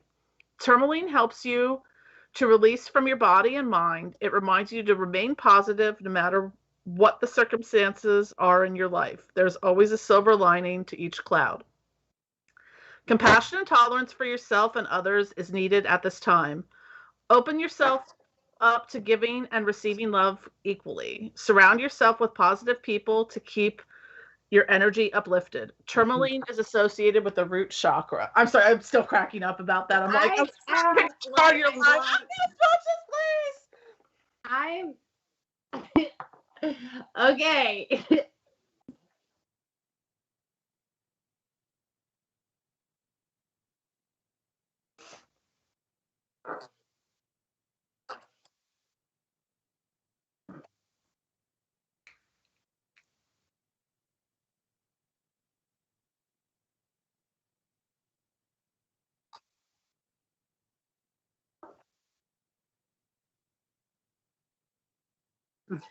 Yep.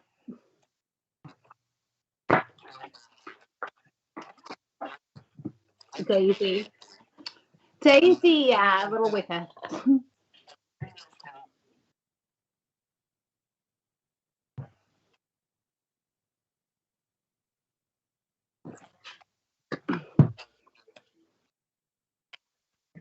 And you don't want to move. You're stuck. Like you're, dude, that I'm just tripping out. I'm cracking up though that, and when you went, shut up, Bonnie, I'm like, what? And then you go to read it, I'm dying. Isn't that neat how that can work though, when people are literally working and they're connecting together and their energies are like, whether they even realize how much they're in sync at the moment, are connect, and it just works. Like people will sit there and be like, oh, well, that was a very fucking strange coincidence, okay? Like you don't get those coincidences a lot. So tell them, you can sit there and say witchy stuff isn't real, but I don't know. Mm-hmm.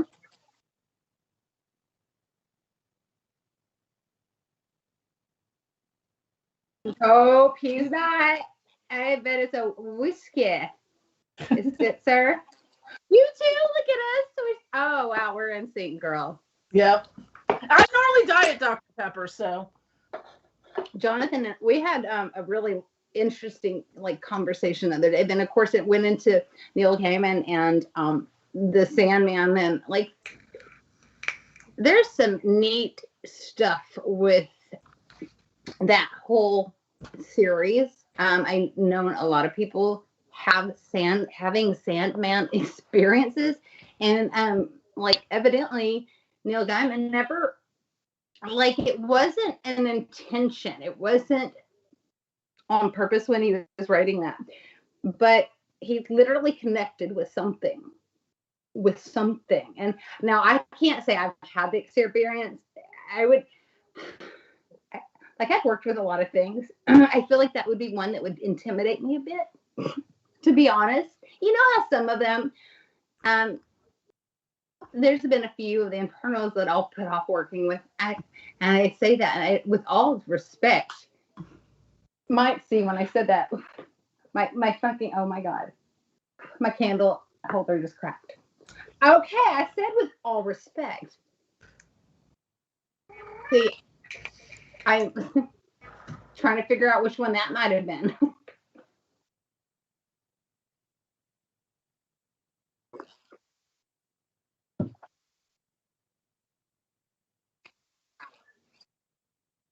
Suntalok.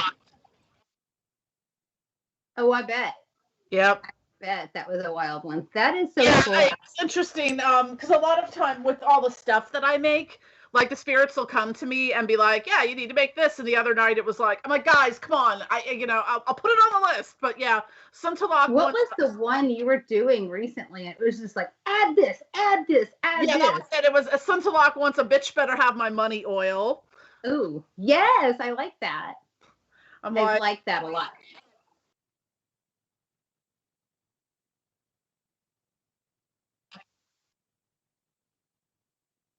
Hmm.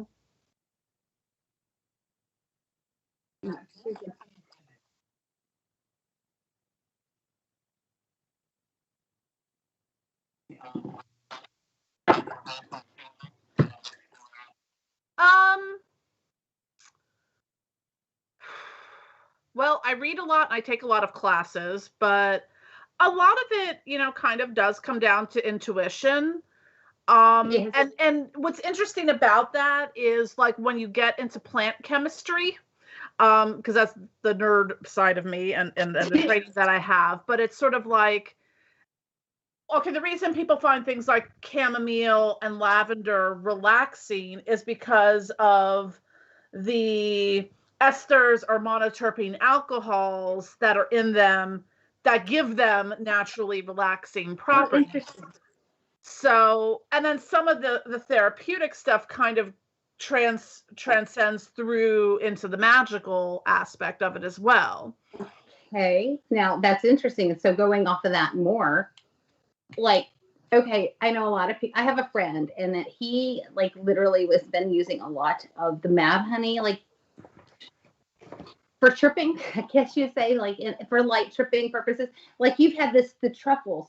Now that stuff sounds wonderful. Like, and I don't mean tripping like it's not like doing a tab or anything like that, but it does kind of like this. Yeah.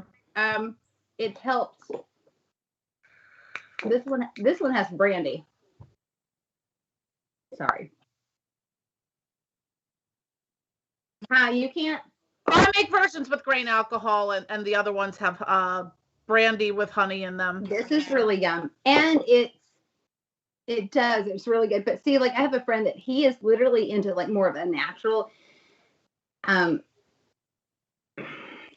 What do you call? Well, okay, how did he put it? He put it like to where we're just like scuba divers or deep sea divers will go under, and it will they'll like some type of herbs that they take, so that they can I guess handle the pressures and stuff. Mm-hmm. But it's kind of like the way he explained it. It's used for, I guess you say, going on the astral. I don't know what else to say other than saying tripping balls, but it's not exactly tripping balls. It's to open that third eye.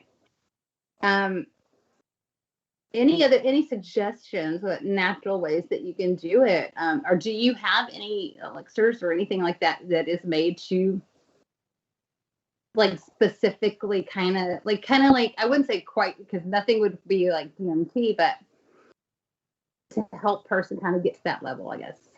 I mean, they all are going to help open the third eye and like access sort of like the crown chakra and stuff like that.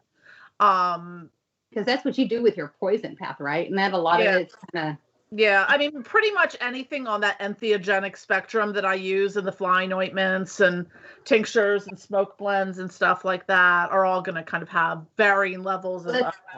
Okay, let's be honest. Have you ever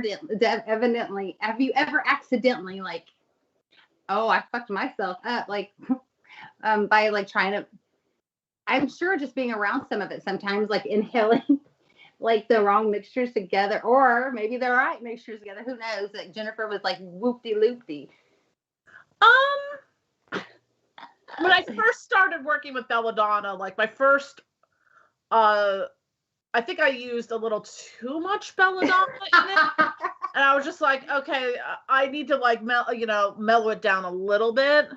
But it really, you know, the worst thing that I've had happen is like I'm just really tired the next day, or I'll get like a dry fever for a few hours, which is just it's just being hot, but not like a flu fever or hot flashes.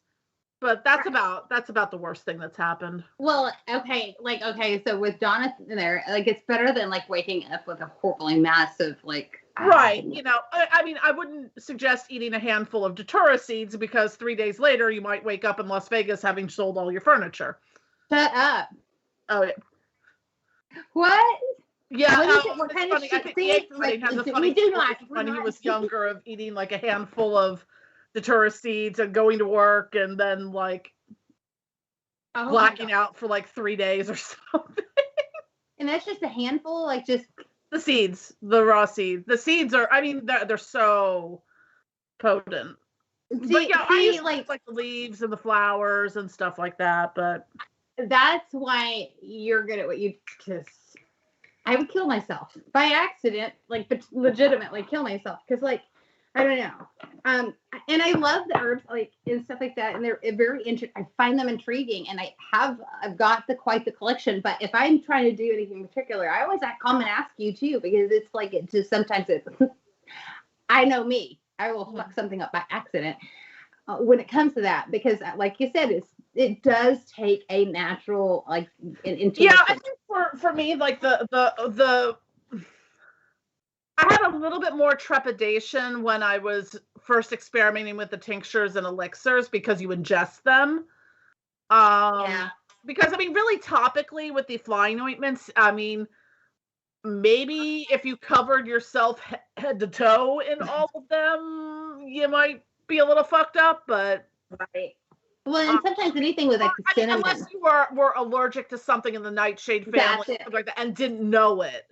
That's why I would suggest do a skin test first. That's pretty smart. That's interesting. Now, like with when Melvin was discussing his friend, like with my two, Angie, she, like you said, it was very interesting when you were mentioning the intuition. Mm-hmm. And we started out. She was like, "Hey, is there any kind of, you know?" She wanted to start practicing oils, and she said, "Is there anything in particular you would like?" And I was like, "Sure. Why don't you do one for like love or self-love or whatever?"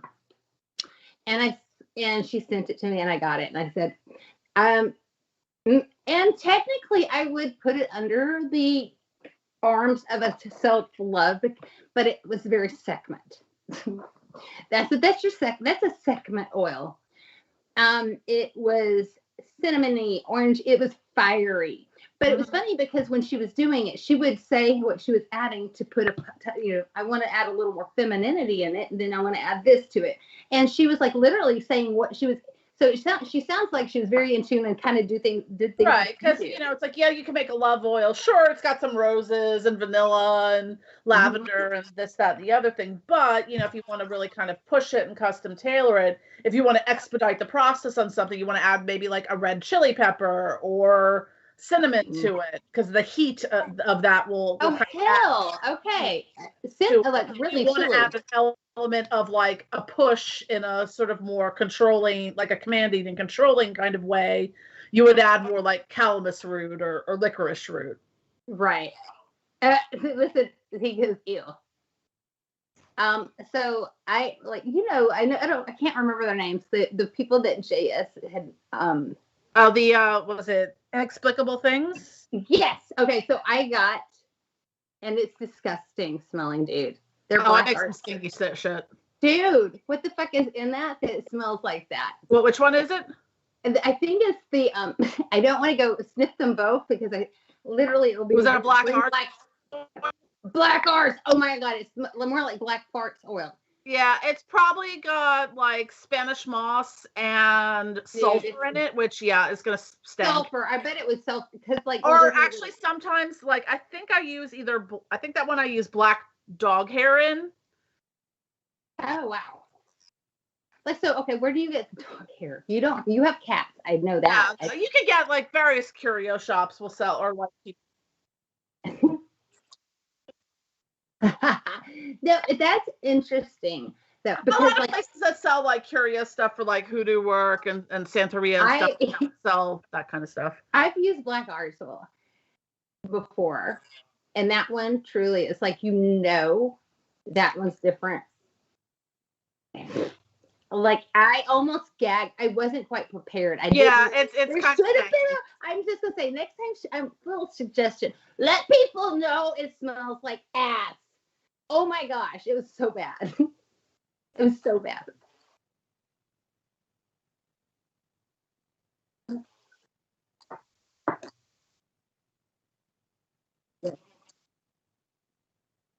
Pills. Yes. Yeah, I mean, there's lots of books and stuff on. Actually, Llewellyn has a really great book. It's a huge book of just like tables of correspondences. So it's like, look up for like, money drawing. So write that down for her. Llewellyn. Llewellyn has a book with like animal omens and crystals and all the stuff, or things that are associated with different gods and goddesses. Now that's interesting. So hey, Mel, write that down. Llewellyn. So it's a book by Llewellyn. Okay, yeah, so that's the book. It's like correspondences or something. Angie would love that, because knowing that, putting the dog hair, putting this or that, and it brings these different. Yeah, the only thing with most mainstream, like any of the stuff that's from Llewellyn, all the Scott Cunningham stuff is going to be a little bit more on the love and light kind of aspect of it. It doesn't. It is actually kind of hard finding. I want to write a book of black magic herbalism. No, you really should, because it is. You can find the other stuff. Some, like, there's things smattered through various books here and there, but you have to buy like 100 different books to get all the information. Right. Some of like the hoodoo books will have those particular correspondences within that rubric. Well, like you and I were talking the other day about things like just as you couldn't really technically. Well, maybe you could. I don't know how it would fare well in it, but like one of the herbs that we used the other, or not herbs, but the spider web, things like that, people don't realize. Now for me, I feel like it can be used for protection or trap, you know what I mean? Finding either way. Well, a lot of herbs are like that too, like rue. Rue is like, if you're using rue for yourself for like uncrossing, hex breaking, protection, spiritual cleansing, it's got that property to it. If you use rue in something baneful against someone, that's fucking their shit up. Really? Because even the same thing with like black tourmaline. Like, black tourmaline's protected for you, but if you want to fuck someone up. Yes. And preferably if you can find, like, I've had two like the different kinds, but I've had the, like, I guess the tumble, the salt, the shiny version. What are you playing with, Bonnie? It's my, yep. I'm doing like the kid. That's so, we gotta stop that. That is twice. And I don't know if Astra made it in time. Well, but we had a moment. Jen and I had a moment where we were literally synced so deep that she had a card, and as she was grabbing the card, I'm lighting the sage, and she says, "Shut up, Bonnie." I'm like, "What?" And her card was about sage and clearing. Shut up, spirits. Because that was quite weird. Those are the moments, though, when what we do pays out. Seriously. Yeah. As much for the person we're reading for as it does us too, because it's confirmations too. Yeah, because you're getting it from two people. You're tuned in. Yeah. You're tuned in. It's kind of cool. Or it's a lot cool. Come on now. And those are one of those little times you write down in your book what happened. Your book. You do need to do a book, though, like a baneful book of herbs, baneful, black magic, baneful book of badness, or I don't know, but it'd be neat because herbalism. I've seen some people even do like little feathers in some of their oils and stuff. Now, snakeskin sheds sometimes. Now, see, that's a cool one. I would love it. Yeah, I use that in my Medusa one. I need a Medusa one. I do.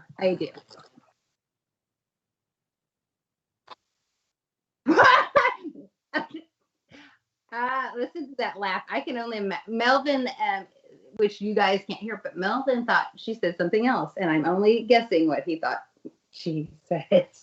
Dirty. Now, I'm trying to think. Do you have any of the oils or anything that you really use and like you kind of sparing, like it's your okay, this one's only one you crack out if you really need to break someone's neck?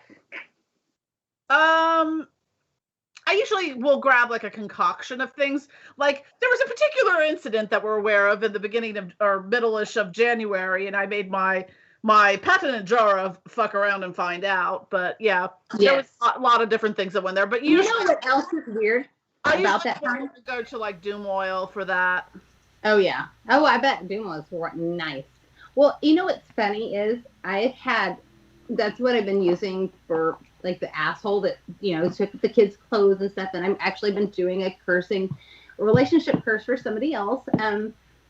But I had these, because I work with the Morgan and I've been working with her for a very long time. I had found a long time ago some the Morgan Oracle cards. And I was extremely excited to find them. And I use them, you know, here and there. Not always. It's more of I use them more for myself than I do anything else. Like, I can do oracle cards for myself, but I cannot read a regular tarot reading for myself because, like I say, I get in the way of myself. Yeah, it's hard doing tarot readings for yourself just because you're kind of, you know. In class, that's the thing we were explaining. It's hard to pull yourself apart from it. Yes. Yeah. And it's one of the interesting things I've because, you know, I'm kind of learning more tarot by pulling cards for myself. You're doing that. I think you've got it. You know, but I'm starting to see a lot of patterns and similarities of like the Chariot card. That one keeps coming up for me. And then everyone else's, like, that will come up when you do readings for me. That comes up when Orly does readings for me. And when Bill Duvendak does readings for me. We're all getting variations of and that's kind of, if you think about it, that's what me and Mel were just saying. For him, it's the Empress or the Star. And I feel like it's almost like it is usually a message partly in the overall what we're going through or dealing with. But I feel it's like part of some of the things that we work with or the spirits that we work with. And that's like their symbolism to us. Hey, this is me. I'm really trying to get something over to you and you need to pay attention.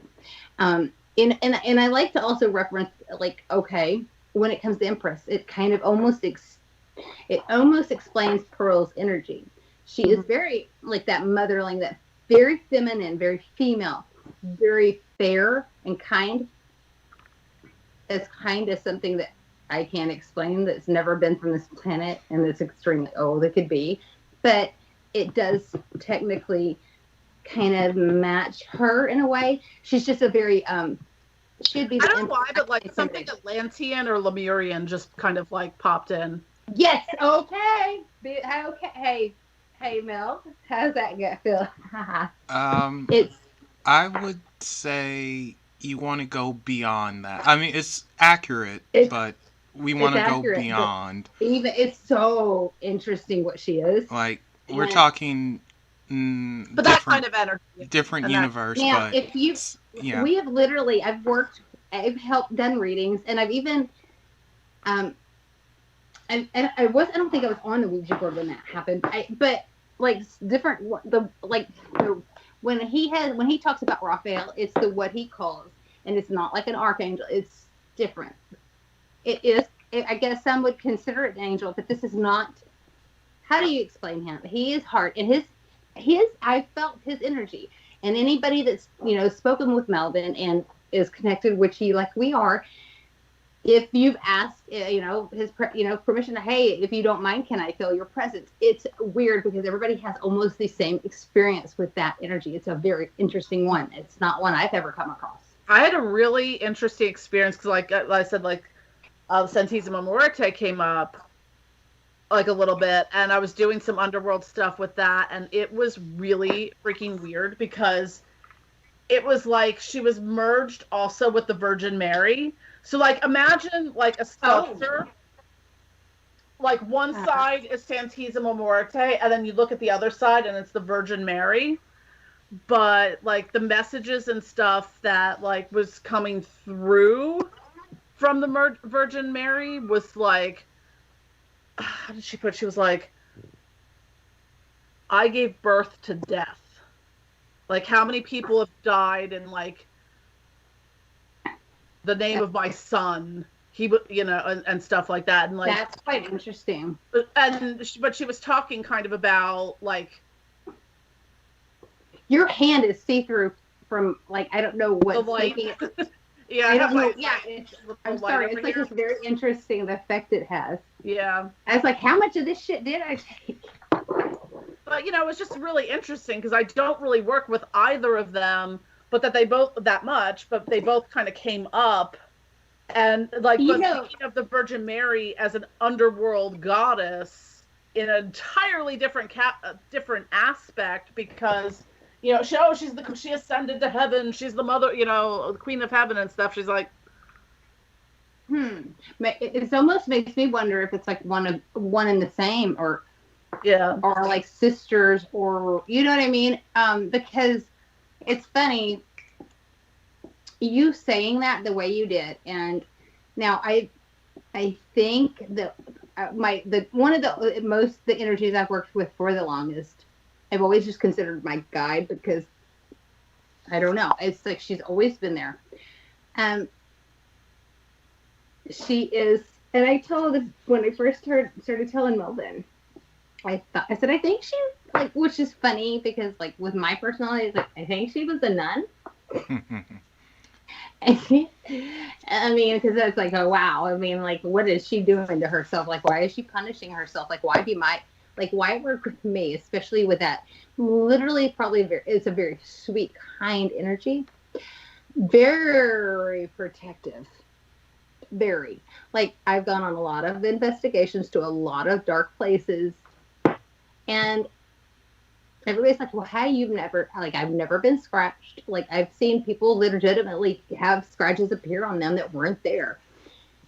I've never had that happen. Mm-hmm. Like, they'll, like, the different entities or energies that are the dead people or whatever it may be will affect me in different ways. Like, I've had them to show me or allow me to experience their death. Well, they don't ask for permission usually first. They just show me whether I like it or not. Yeah, isn't that fun? So, yeah, like, I know what a gunshot feels like to the back, and I know what a being stabbed in the side feels like. Yeah. Or kind of. I mean, I can kind of get it. I knew that's what happened to said person, or, you know. But, like, with this one, she's always protected me, but she reminds me of a nun. Almost like, I used to kind of compare her to the Virgin Mary, which is odd. Even to the point that I knew she had, like, this habit type hood over her head. And I figured, well, then I started thinking, well, maybe she's an alien or some sort. And then, because I am afraid of aliens, I will tell, that's, when it comes to fear, they scare the fucking shit out of me. I guess because you can't go get rid of them. You know? I'm like, I can't. You have to put in a lightsaber first. Yeah. They're, like, you don't, like, there's nothing can protect you. I just don't think. I don't.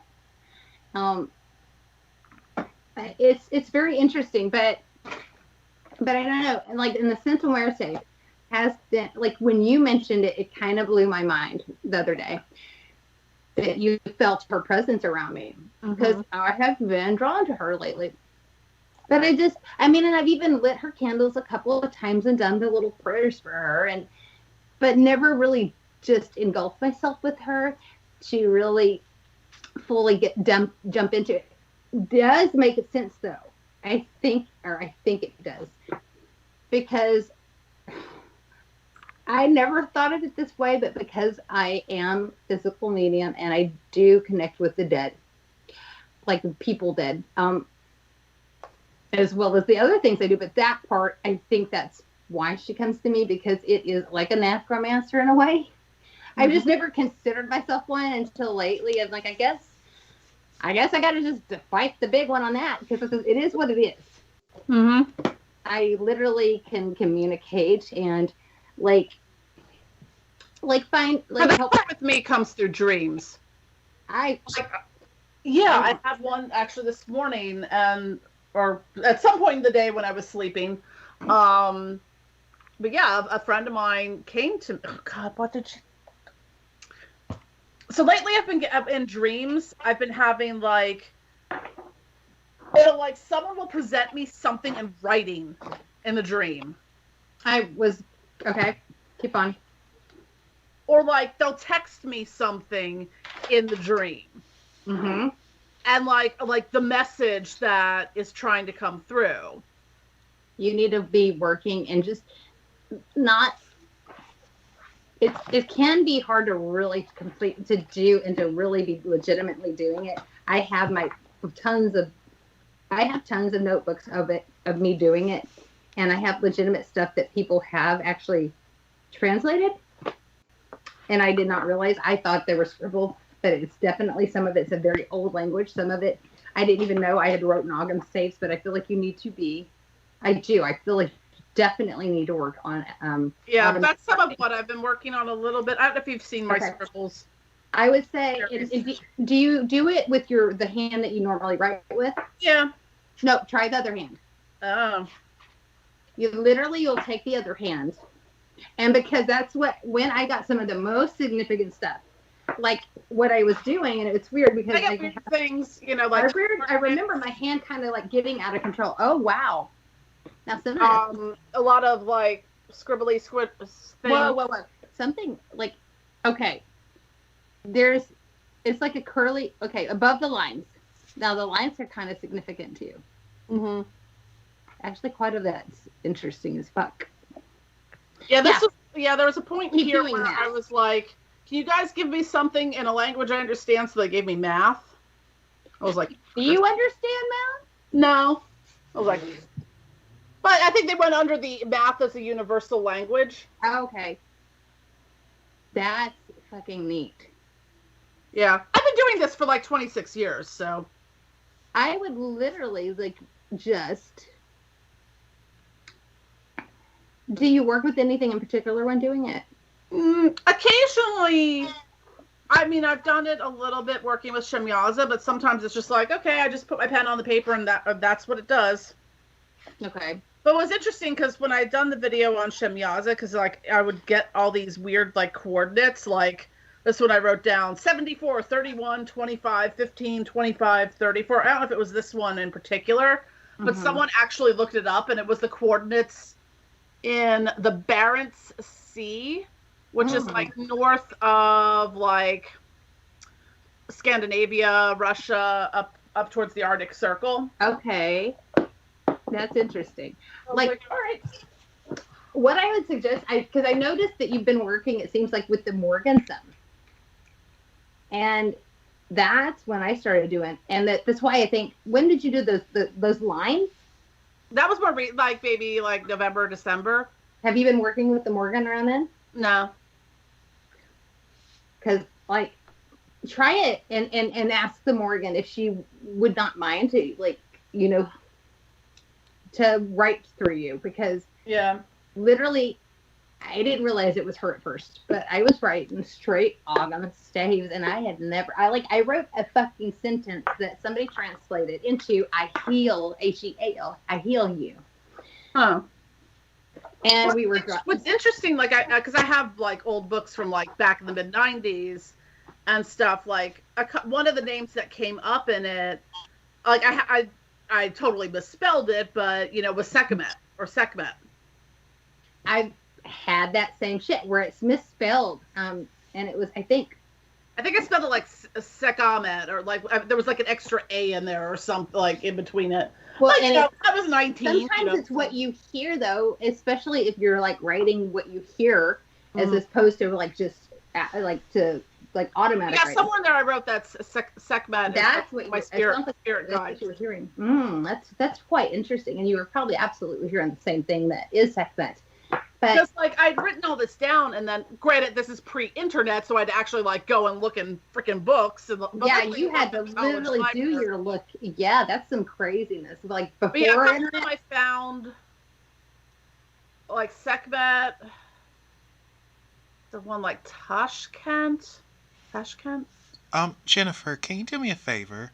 Can you Sure. say Sekhmet again and Shemyaza? I think that's how you say it. Sekhmet and Shemyaza. Huh. Okay, thank you. Why? There was a voice that came through on her side.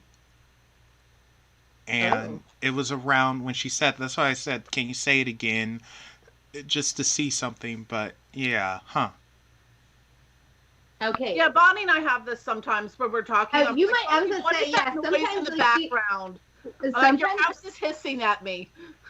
Because she can't hear it. I would have to record it on my end. And she's like...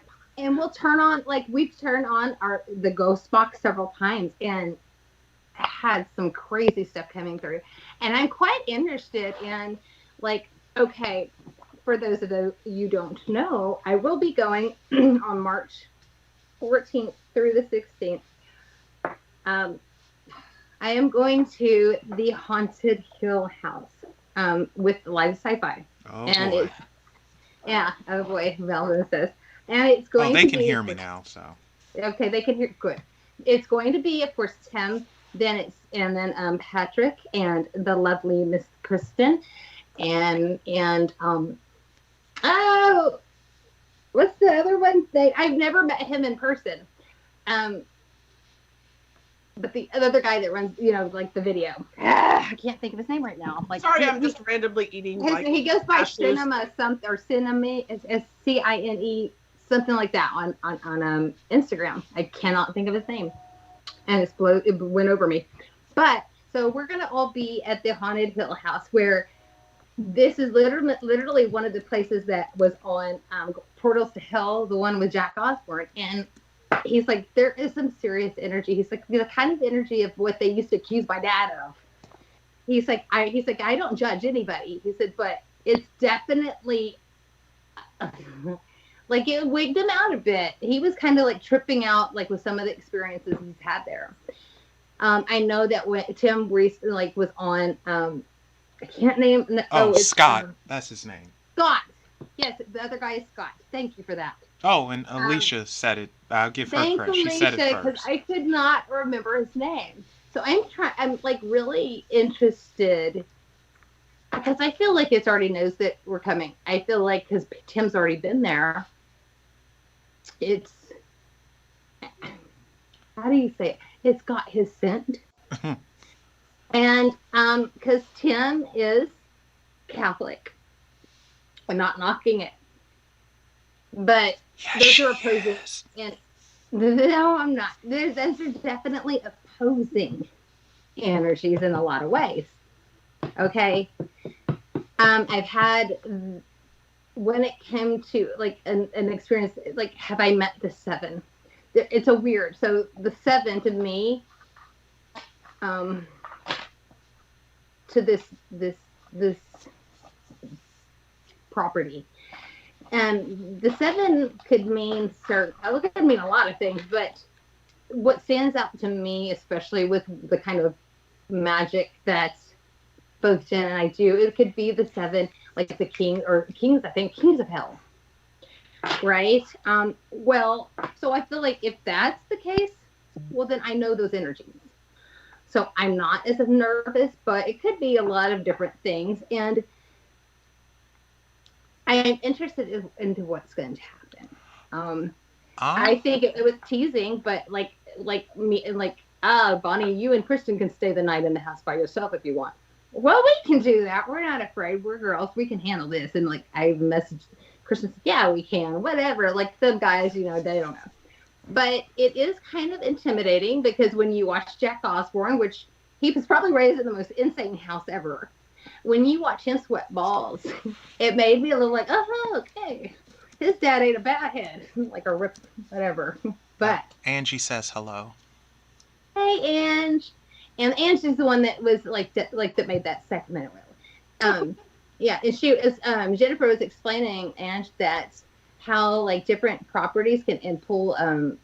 What was it like that you said? It was like not the cinnamon, but like the ones that kind of make it happen fast. What was the one? I can't remember. Yeah, red pepper. Expedite, sort of like if you want to add a little bit of speed to The oil. Like spelt oil, like adding something like a red chili pepper or a cinnamon stick or something like that. That is and see, that's one of the things she did, and that's why I called it second oil, because the oil itself, it was citrusy, and in a way, like it had all the colors and the little, like the herbs that were left, like, when you drop the whole little chunk of, or the stick of cinnamon or whatever, these little whole pieces, she really responded to it. So it was like, I can't call this a love oil. And it was funny because it was like right away we knew, yes, it has like properties of that energy, but it's almost like if you, like when the whole slut water, when that all came about with Barbie, it's like,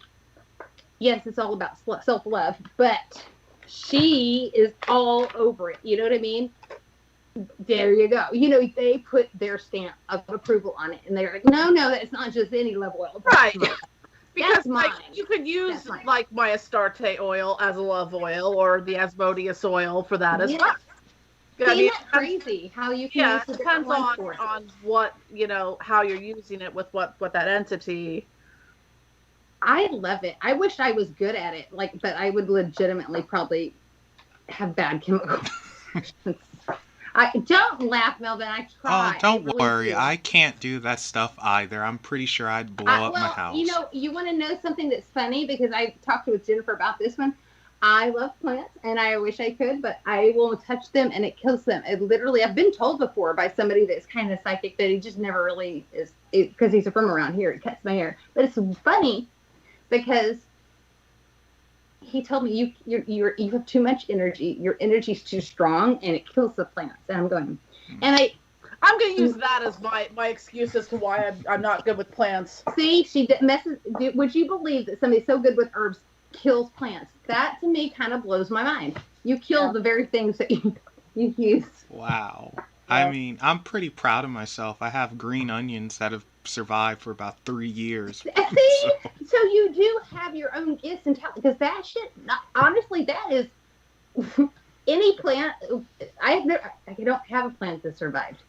Yeah, I just have them, but to be fair, I didn't start them. Someone else did. Well, but they don't die with you. I've killed ivies. That's insane. Yeah, me too. You see? Oh, that's like almost. Angie is saying that on the full moon she made protection salt blend, and she is so effing happy with it. Oh, that is amazing. Have you see, that's speaking of protection salt. Have you ever done the black salt? Yeah. How do you, is there just different ways? I've never made my own. That's what's crazy. Black salt, I mean, the base of it, usually what I do is, like, I use a Himalayan, like a very fine Himalayan sea salt. Okay. I add some activated charcoal to it, and then I save all my incense ashes from everything. And I put the incense ashes in there as well. And that's the one thing that a lot of people do not realize. I mean, unless it's like something particularly like nasty and baneful, but yeah, I put all my incense. Oh yeah, the baneful stuff. A lot of it. Like I've got a berry. I'm just waiting on this other one to berry. I have a couple and I there's going to be a mass grave, I guess. What one of my issues is, I'm listening to you ladies, and I'm actually learning quite a bit. I'm not going to do any of this, but learning quite a bit. And all in my head, and it goes back to the card that you pulled out, Jennifer, earlier. Don't get competitive and be cool. And in my head, I'm just thinking, I could totally make my own stuff. I am a god, darn it. I don't need this, I'm just listening. I was like, oh my God, I have an issue. So this is very interesting to me. No, I think it's well, but that fucking, you got to remember though, there's also that fucking the Emperor card that showed up for you. But no, you don't. You're not getting it. Like the Ouija board stuff. What am I doing? I literally said, I can make my own spirit board and I'll do it better, which I really feel I can and I'm doing. But the pendulum board looks, yeah. And like even with the sigil and stuff, that's actually part of the reason why I don't really want to work with a lot of entities. Well, I don't work with them anyway because I don't want to. No, I'd rather work for me. Why are that? No, you're scared, so don't even go It's there. not that. No, honestly, it's not being scared. It's really I'm too selfish and we would not get along and I would work for me. I don't want to. That's the thing, though, with the Infernals. They don't expect you to work for them. Well, it's not that, but there's certain things from. Except for when they do, and they're like, "Oh, will you please make me, Well, they do. Well, okay, that yes, that's and I don't want to do. It's like no, and that's the other issue. I see myself. I very much look forward to making Belial's "fuck the police" oil, but I'm okay with that. I love it. I can get behind that. I want some of that. But no, like seriously, and that is my biggest issue. And I'm listening to you, and it's like, wow, I need to get on their level and stop being so blown up somewhere, not doing anything. But I'm quite interested. I feel like I would like. I'm not scared, Angela. I can't wait to see what happens at, like, because I'm not going to do anything like everybody's probably like, yeah, right. I'm like, hold on. I'm trying to make myself look extremely innocent. I'm not going to do anything with you while I'm at the location, okay? I'm not, because we can't. However, being the things that I work with and the things that I do, and I feel like it's going to be very familiar energy, I'm quite interested in what's to come. Because, because it's going to be live. I've had a lot of times where with my own cameras and stuff, like while I go catching weird things that I just cannot explain. I've caught things that a lot of people just are like, what the hell? How did you catch it? I'm lucky. Oh yeah. Like I don't see it when I'm burning things, but like if I take a picture, yeah, you got, who was it? Belial's sigil. I got Belial's sigil that one time. I've got full on like faces in the smoke. His sigil is so intricate. Wow. Okay, I'm sorry. That one blew my mind when I saw it without before you even point. I was like, is this Belial or Paimon coming through? And there was that like, is Belial. Okay. Dude, it was straight, and it was so weird because to see that sigil in the smoke. But I've had the actual what fur looks like come through. Yeah, and it's like that's not something that just naturally manifest. No. Or even artificially. I can't like make the smoke come up and turn into Belial's sigil. No, and that's what's so weird. But you can tell that you're like some sigils, like like the Azraludu one, which is just kind of simple like that. I could see that. But Belial's sigils, like, there's but you work with a Belial a lot, right? So I feel like, especially like with you and I, and when we do things like this, we literally put a part of their energy, and they like it is absorbed into our homes. Even like me and you said, we would hate to we feel sorry for anybody that gets our homes after we leave. Yeah, our houses are all gonna be on the future Ghost Hunter shows. Oh it will totally. And what do I tell you, Bonnie? I always say to her, I'm never going to your place. He does. He says, and it's so funny. Like, okay, I have, and I think I've told a few people, I have legitimately can say that I have, as of now, I have, like it happened about 6 months ago at most, a Ouija board, not fall, but out inland.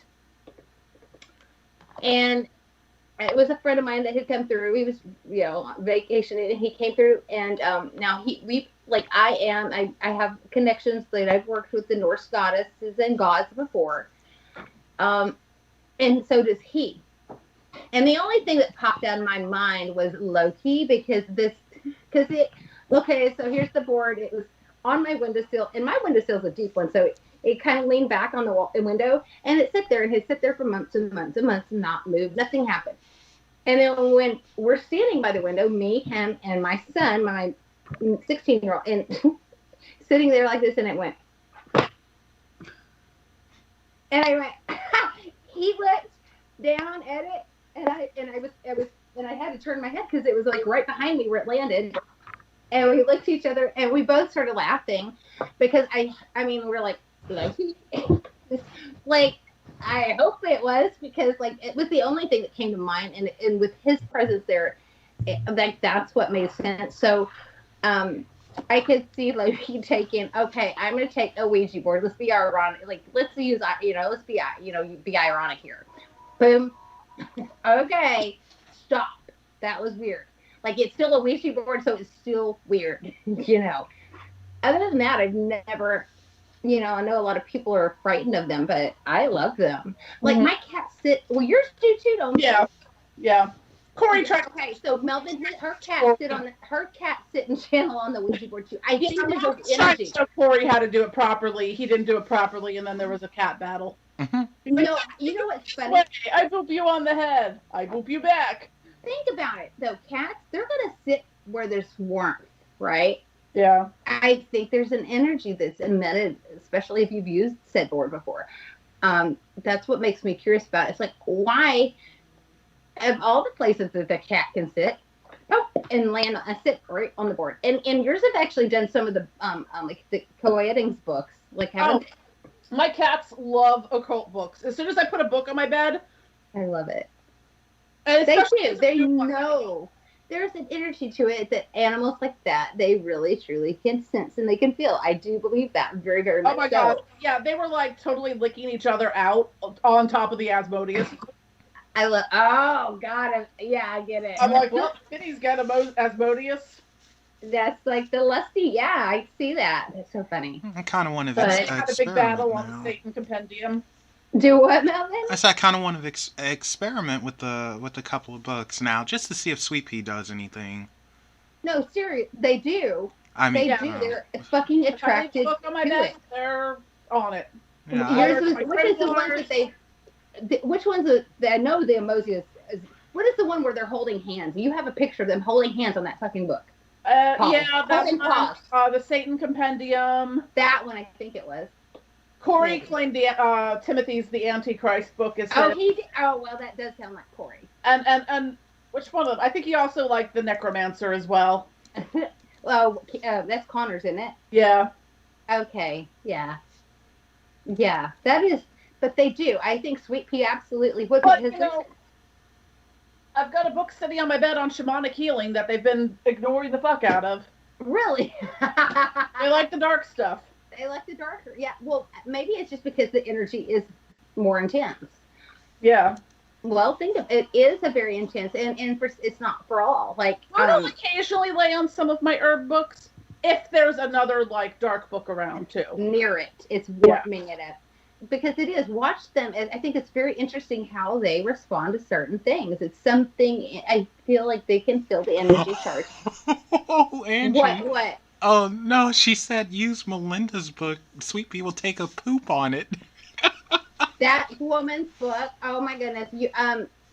Melvin did on his podcast. He did.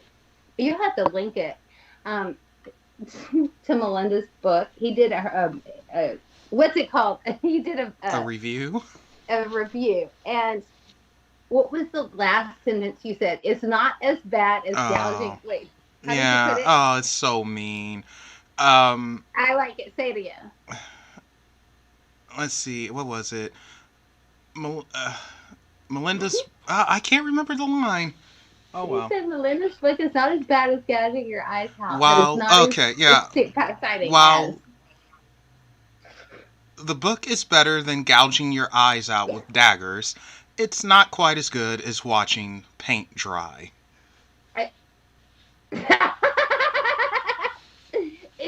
But Jen, like literally, he was trying to read some chapters with me and Angie one day, and we're like, please just stop, because she put big words, like a whole bunch of big words together that didn't go together and made absolutely no sense. They were just kind of like, and yes, she's like, I wrote a book, and she will try to push this book, and she's not Christian. That anybody that deals with the demons, and she calls them demons and devils, that they're worshiping them. I never per se worshipped any of the entities I work with. I have respect and admiration, and we have a Yeah. it's like I think they would be annoyed if you worship. Belial trying to worship Belial. Well, Belial's like, bitch, I don't worship anybody. Why would I want you to worship me? Oh yeah, and recently Belial raped this chick. She literally on her YouTube, she was raped. Was it raped or raped? Oh, it was a bit more complicated than that, but I won't get into all the details. But basically, everything and everyone wants her. She does. She's been raped by demons like a whole lot, evidently, and she is. And this is the thing, people legitimately, she has this group of followers that are just, I don't know if they're just kind of slow or what, but they believe some of the shit she says that she is in a relationship. And I kid you not, Jen, I kid you not. She is in a relationship with Archangel Michael and Elvis. And she says it straight face. She means it. And they believe it. And they're like, we know you're talking the truth. And I'm like, you are trying to take advantage of these people, sell your book, make them pay hard-earned money or just hard to find money for some people. And her books are I think $25 to $30. And they're nonsense. They're all she's so to me she's one of those people that is proof that people, even the black magicians, are far more evolved and far more loving and kind and accepting than anybody that works with the things I don't know. She's a star. She'll tell you that she's a star seed. Oh gosh. Okay, so these are her titles. Bear with me.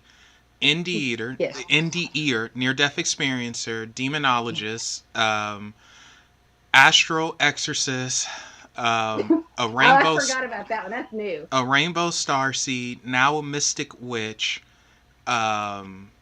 What else? I'm forgetting. Psychic Medium, of course. Her Medium, favorite. Mm-hmm. Is there a demon incubus bestie unicorn jujitsu princess book? Let's see. God, yes. She's a light warrior, not a light worker. Light warrior and a dark worker. A dark worker being that she learns the dark arts to save people and fight demons because she went Super Saiyan fighting Azrael or something. But it's so funny because Jens looks at it all.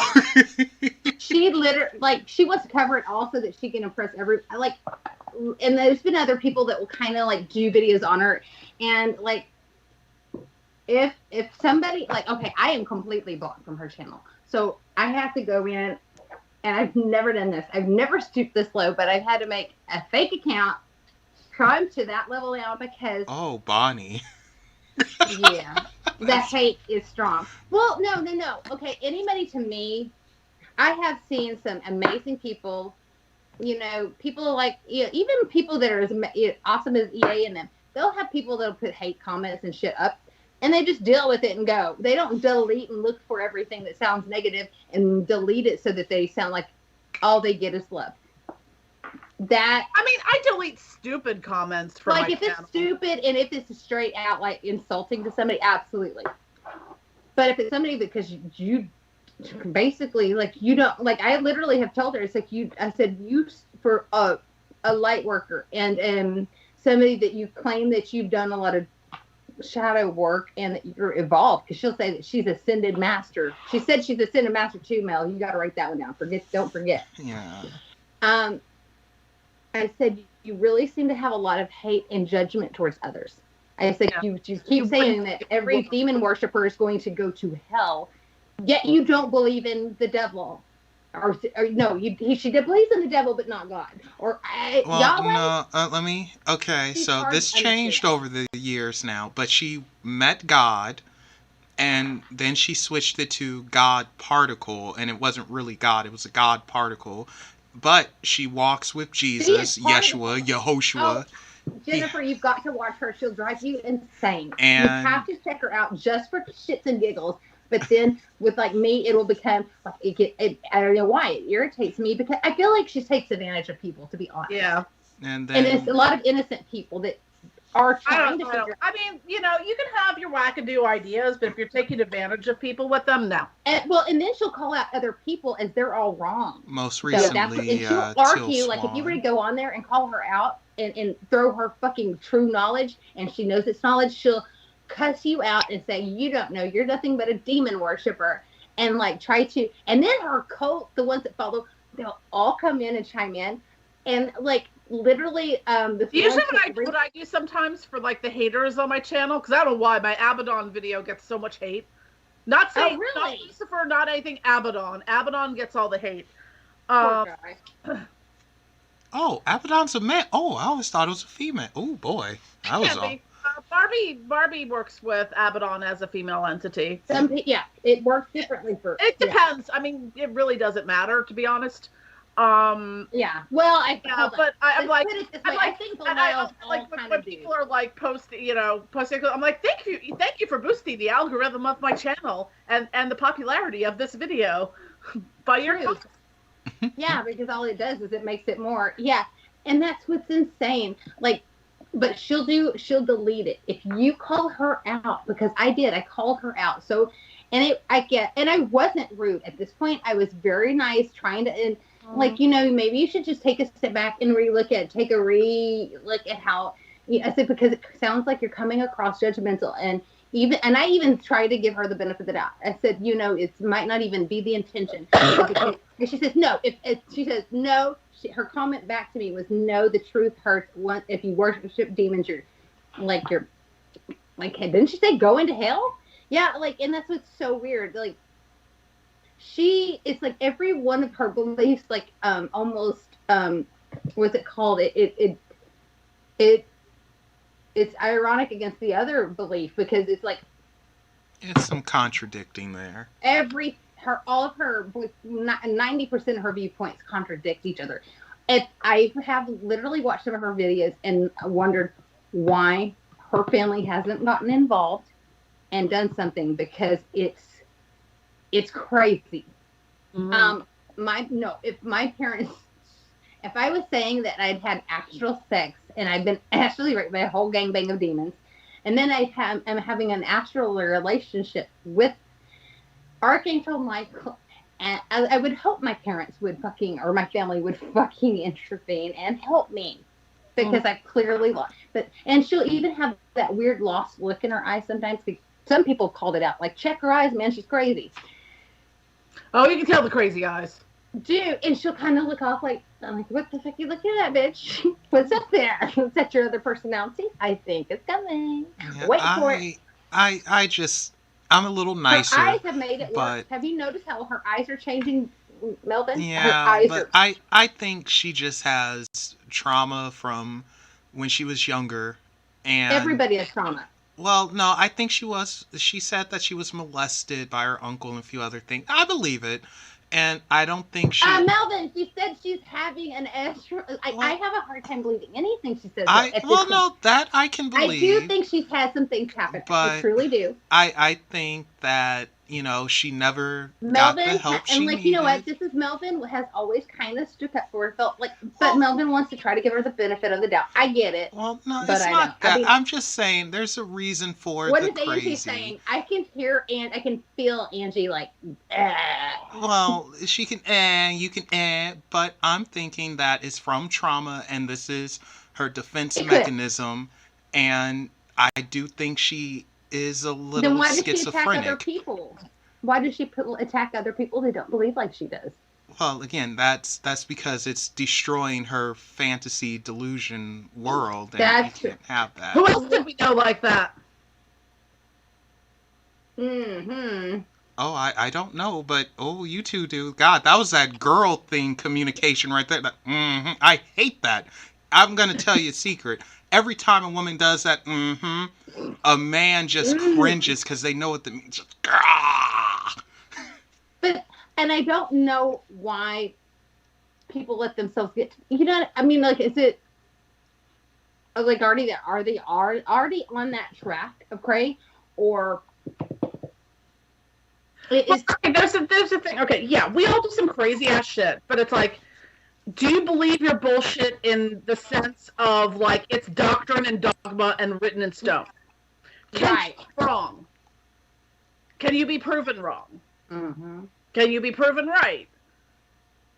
Well, we allow for that. Some people can't. Like it sounds. I'm not familiar with this person, but that's what it sounds. I'm gonna have to send you some like. No, don't do that, Bonnie. They jump chapters and change stories and suddenly lemurs, but you know, it's like I'm always right. I'm unquestionable. I'm infallible, and that's just sort of that right hand path. Like, well, like okay, she was bashing Teal Swan, but her and Teal Swan seemed like they would be besties.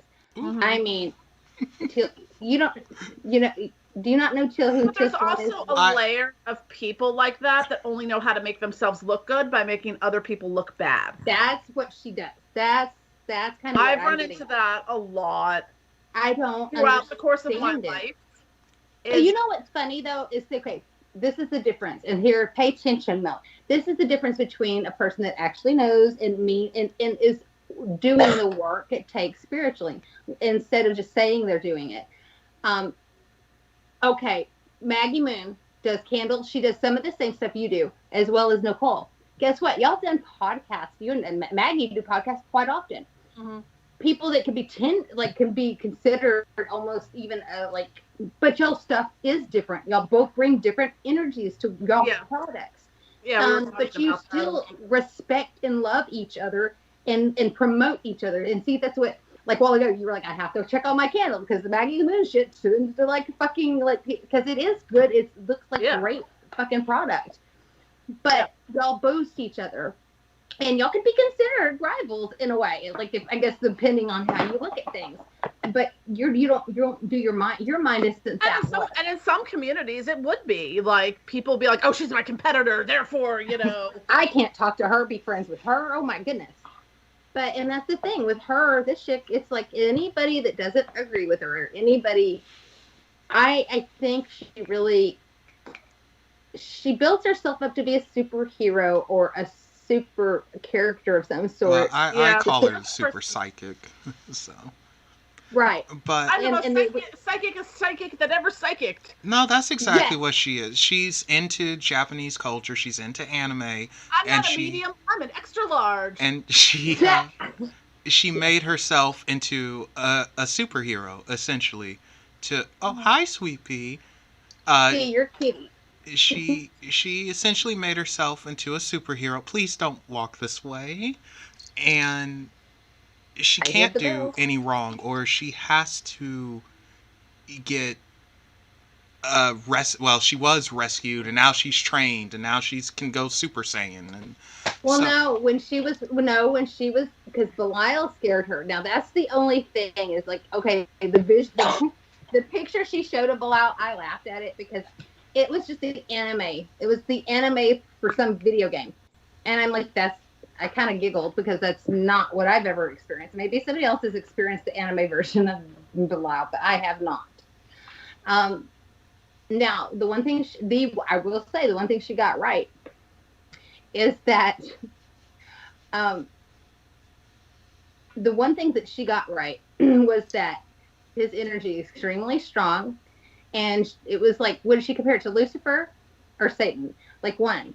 Like, she's like, she was almost questioning if he was even more intense. Now, that being said, the way she said he, like, controlled her body, I don't think he would even, he would kind of be, like, taken back by her personality, because that's just, Belial's weird. Yeah, I don't see Belial in a sexual manner at all. Yeah, well, you got to remember, too, she also said that she was the sex slave of King, is it Paimon or Paimon? I always get his name wrong. Oh, yeah. That was she set people off with that one. She said he raped her. Say it right. He raped her. Well, no, it was more to it. No, she was actually a sex slave. He put a collar on her and controlled her, and this is the third time she had to be rescued by the angels, who, because she's so special, and they formed the war. And yeah, and see, the thing is, like, with Archangel Michael, is like Archangel Michael is going to be like protecting like the Pope and world leaders and the well, she thinks she is about that level though, and that's maybe that, But it was crazy though, is that okay? She did get that energy from Belial, but what is funny is I had to remind, because Melvin sent me this video that she was talking about meeting Belial, and I said, Melvin, do you remember what Belial wanted me to do? Oh, that's right. Yeah. Belial had literally, because the last time, a couple of months ago, she really had made, like, she had started a witch war, like, because she was, like, really after a bunch of black magicians. And one really got on her and anyway, it kind of just turned into, like, this fight on internet. And Belial goes, I want you to get her book and sacrifice it. And it didn't make any sense. Number one, I was like, no, I don't want to pay money for that. Like, just to, like, I mean, yeah, it would have to be sacrificed because it's gross. I couldn't, because it's not, you can't even read it. It's not intelligible. You cannot. That, it's like the words don't make sense together. They truly don't. And I was like, I felt like that moment is like, he's already on it. He is sick of hearing her. So here is a little something from her book real quick. Oh, yeah. Okay. This is, and literally try to get this sink in. This is from chapter 5, the Malevolent Types, Fear of a Name. Although it's not so proudly practiced to instruct nor to remotely speak about these types of forces openly, it's something that should be spoken about nonetheless. For the more fear a person has in even talking about these beings, the greater the level of fear is accumulated within the individual's consciousness. That's a whole lot of words to not say a goddamn thing. Fearing even the name of the beast would only excite the entity more, which is why it's crucial to hold this knowing most definitely. Fear of a name only generates more fear in the very thing itself.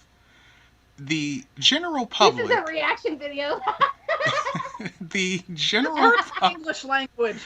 The general public would rather not suggest these types of beings even existing.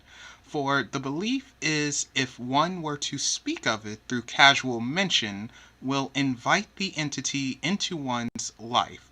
This is a myth.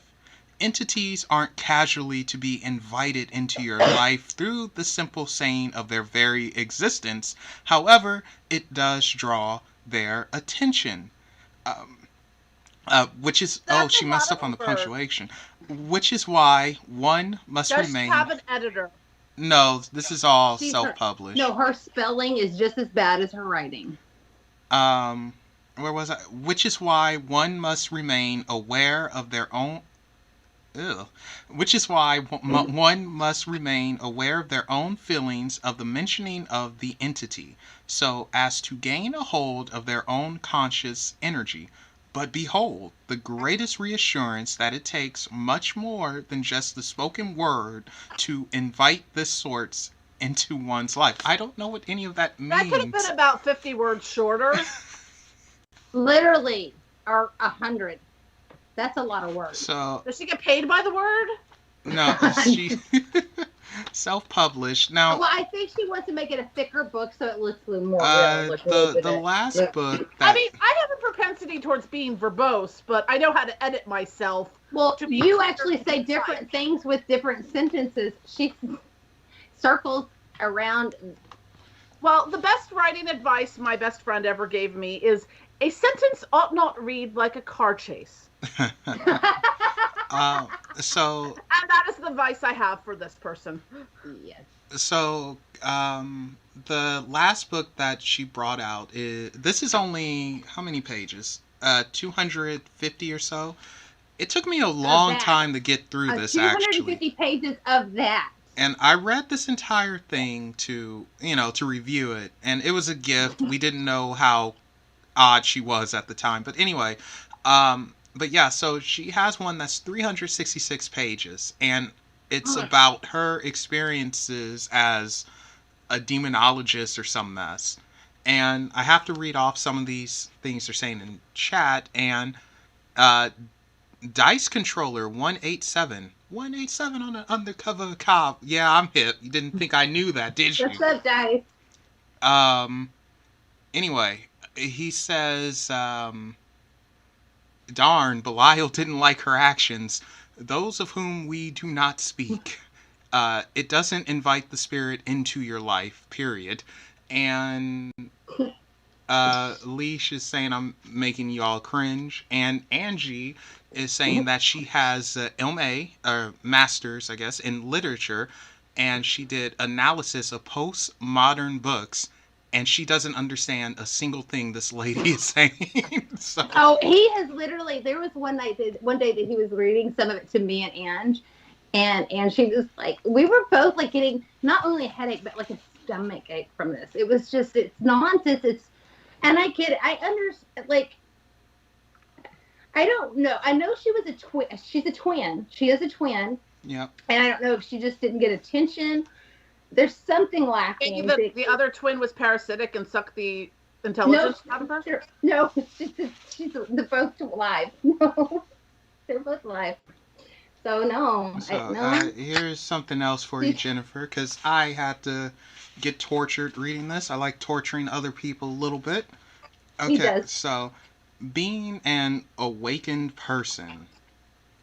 Simply by being one that is recently awakened, or a person that is known as a light worker or a psychic medium, because she can't separate the two words for some reason, are unfortunately prone for the rest of their human days to being walking targets for demonic and unfriendly spirits. If unaware of the meaning and purpose of a light worker, it's a person that chose to reincarnate on Earth with a soulful contract to help guide, heal, and express the higher levels of love, compassion, and kindness. Near-death experiencers are too known for experiencing said dark encounters with with other sorts of beings that follow them, speak to them, or try to cause harm to them at home or I'm sorry. I'm getting dumber just by like hearing her words. It does. It makes you just feel like, huh? I'm sorry. Angie just said, Bonnie. Did I just stop understanding the constructs of the English language? Angie just said Bonnie got to smudge her place from this book. Dude, I did, like, seriously, it's, I don't know. I don't know how if there's ever a toilet paper shortage again. Honey, people paid for that book. Other than, like, Melvin and them for just, like, shits and giggles, and we're gonna, like, honestly, they had no idea, until they read it, they had no idea how bad it was. And, like, bad. And it's, like, what, 20 to $30. Yeah. And there's nothing in it of value. There's nothing in it that wasn't on the movie The Exorcist. Or you guys are gonna, you'll like this, the study of demonology. Merely studying the concepts of demons and familiars, spirits, enables the entrance of dark forces to enter one's life. Of course, there's nothing more sacrificial than the choice of an exorcist or a demonologist to do everything in their power to learn of these malicious entities in order to relieve those their... Oh, what is this sentence? Let me... I'm sorry. You have to, when you're reading it, you have to stop and go, what? That's what's great. What? To learn of these malicious entities in order to relieve those of their mangling grips. This study is not one that should be taken lightly, for the very conscious moment to initialize the study enrages the demonic forces, for their motivation is to purposely stop and even annihilate their foes. I'm pretty sure there's more English professors enraged by this. Dude, yes. Don't you know that her, like, I did not teach her. Like, that's why I get it. I know a lot of people look into the home ed. I know people that have done the home editing, I guess. But there's some form of like, do you not have a friend that you could be like, hey, thank you? No, like there's like online editing services that you can be like, here's my book, I'll pay you however much, edit my crap. I don't think, honestly, she even, you know, like, did her own, like, I wouldn't even call it proofreading. I don't think, like, you know, I'm the type everything I say is pure genius, so I'm including it all. Yeah. Well, like, not even rereading what she wrote, like, writing it once and that being it. That's what it seems like she does. Like, shit, I can't even send a text message after I have to read it like 40 times before I send it. Yeah, and then sometimes, like, I've done that. I'll even post something, and sometimes I will go, oh my god, I fucked up, and I run on sentence, or that sounded like, you know, I'll even though I've read it a couple of times and tried to fix it, like, sometimes you have to kind of read it again. But she does not do that at all. And then she'll sell it for too much. And a lot of these people are good, trusting people. And you can tell, I'm sure a lot of them just don't have the finances to be wasting that kind of money on nonsense. And they're all looking for something spiritually. And that's why Melvin, and he knows at the end of the day, that's why it really irritates me. Number one is narcissistic, because she already sounds, it does not sound like an enlightened person. No. And there's a lot of, like you said, we know there are those out there like that. And it's just, I hope that if that was to happen to me or start to happen, I would hope that I would have, like, a good friend or somebody that would come to me and be like, hey. But unfortunately, people like you and I are always submerged, unfortunately, whether our choice or not, in shadow work. And so it does keep you separated a lot of times from that. I'm not saying it can't happen, because it can, but a shadow work, you're always working on. I feel like a shadow never goes away. I'm a complete fuck up. That's why I'm doing so much shadow work, you know? So can you give some advice to people who might come across this and they are new to shadow work, or heck, maybe they're not even on that side of the field, they're on the other side, but, you know, it's the same principle, just different ways of doing it. Can you give some advice to them on what they should do, look for, anything like that? I mean, shadow work can be anything from, like, think about the kind of things that if you were going to go to talk to a therapist, you know, ongoing, long-term, about various aspects of your life, not just like an issue like I'm depressed because X happened, but like looking at the patterns in your life and the things that have gone on, and you're like, oh, okay, well, I've noticed I keep doing this thing over and over and over again. Why is that? Why am I attracted to this particular type of person and it always has this result? You know, or, like, I mean, one of the things for me in my own therapy over the years that worked really well for me is a form of therapy called narrative therapy. It's the stories we tell ourselves. It's like, well, I'm pushy, or I'm domineering. Well, who told you that? Why do I think I'm pushy and domineering? I don't think I'm pushy and domineering. Someone, you know, other people in my life told me I was pushy and domineering. That's their bullshit, not mine. But because of what they said, I think that about myself. Right. Okay. And then learning to be like, okay, I have a very strong personality. I'm very intense. Like it or leave it. This is who I am. I'm not going to change.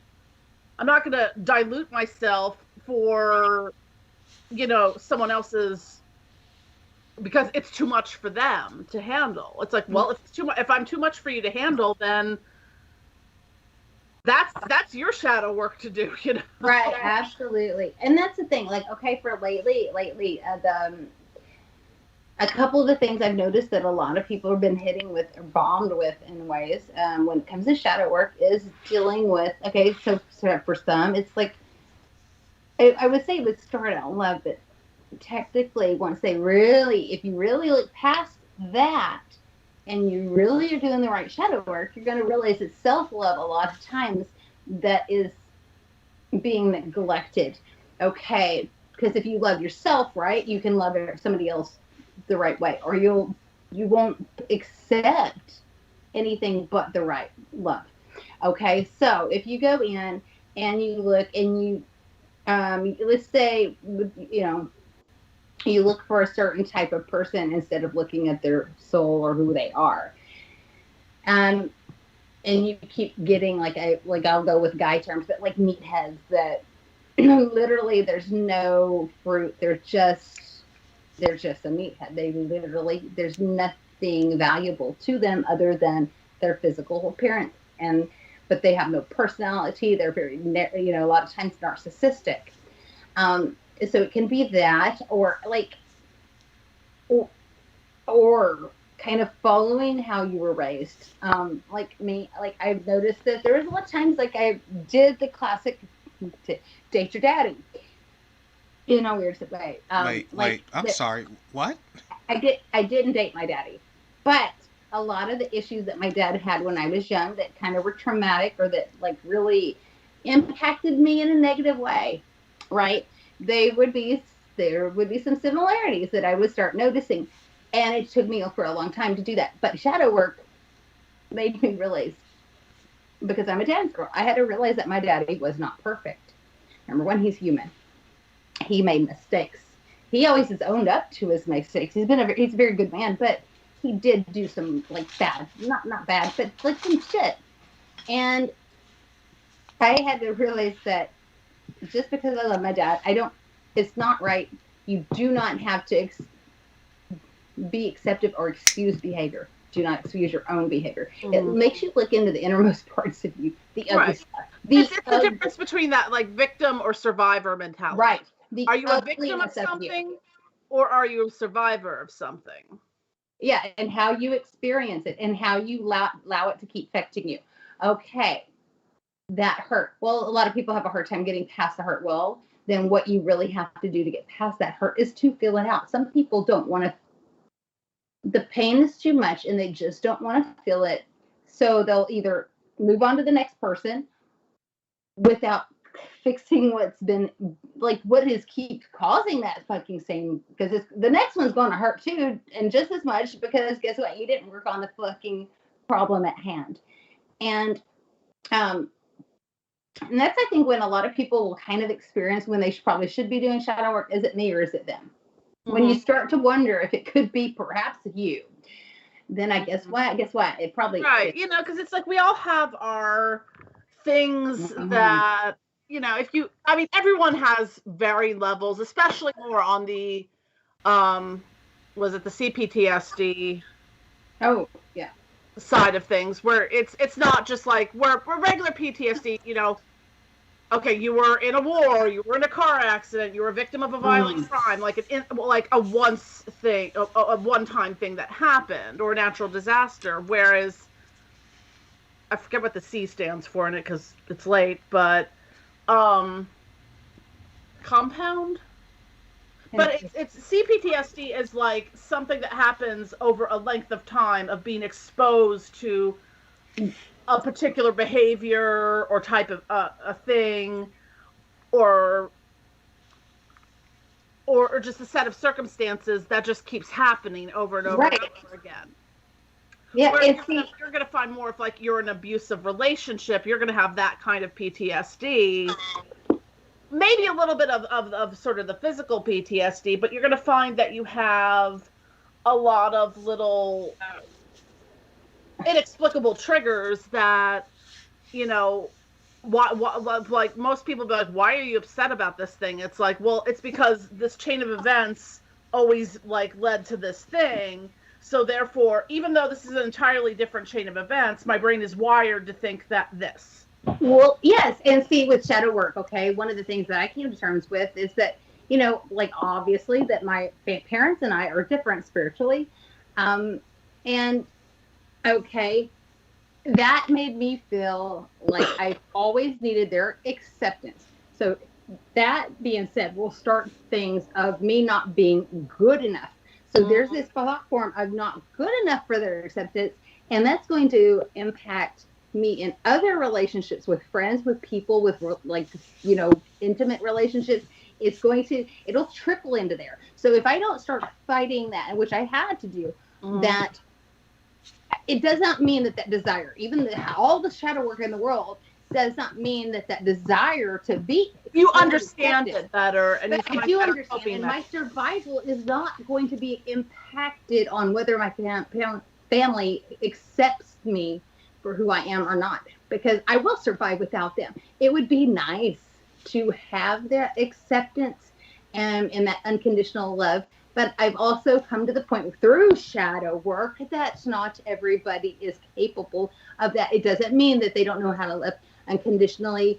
It just is, it's harder for them. And yeah, but it's not my fault. I didn't do anything to trigger them to react to me that way. So I don't need to be reacting to others that way. And I do shadow work so that I like the way to me, the shadow work feels. It's almost like shadow work can be the beginning of ending cycles in a family, cutting cycles, cutting relationships or things like that. Like, I mean, I did a lot of shadow work last year. I think it's like, think of karma, like karmic energy type. Everything can kind of boil down to not dealing with the shadow. And looking at yourself, like literally I learned recently through shadow work, which was crazy, is that I've always been a very nice person, you know, and I've taken a lot of shit from people. I'm usually very forgiving and understanding and kind. Through this one recent relationship, it took a minute, but I realized I needed vengeance to completely, thoroughly heal. And without that, I wasn't going to. So I did my witchy shit, and I literally woke up the next day and had indifference.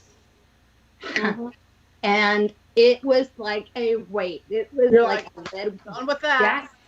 Dude, it felt, and then because the way I came about it, I realized it was through the shadow work. So I realized it didn't mean I was a bad person. It didn't mean I didn't mean I'm a vengeful person, but it's for this one particular reason. This time, to clear myself for the future, I did need it. For this instance, I needed vengeance because I deserved it, and it's like it helped me to heal, or it helped me to get that anger out so that I could heal correctly. I guess is the best way to put it, and it can. So Necro Nikki says hello. Hey, Necro. Hey, girl. And Angie said, "Did I just hear a male voice say hello in the background?" Not here. I said hello, but you know. Well, this would have been a minute ago, but oh, that's creepy. Yeah. So well, you might. Yeah. Remember, I said earlier that I heard something from Jennifer's side. You did on Jennifer's end. You said. I mean, Corey is snoring on the edge of my bed, so. No, Corey's didn't say a male saying hello, but that's crazy. Yeah. So, and I really like that name, Necro Nikki. Sounds like she's a mess too. She's great. She's great. I like that name. You've got to wear like a black leather jumpsuit and have a scythe. I love it. See, her channel's awesome. So yes. I will be checking that out then.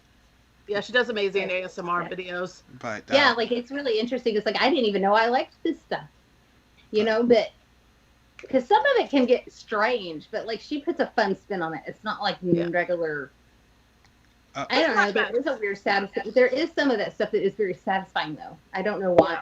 There's some ASMR I don't like, and there's some that I love. There's certain things I love, but yeah. Like I know this, but some of the soap ones are. I think just watching it though is more satisfying to me.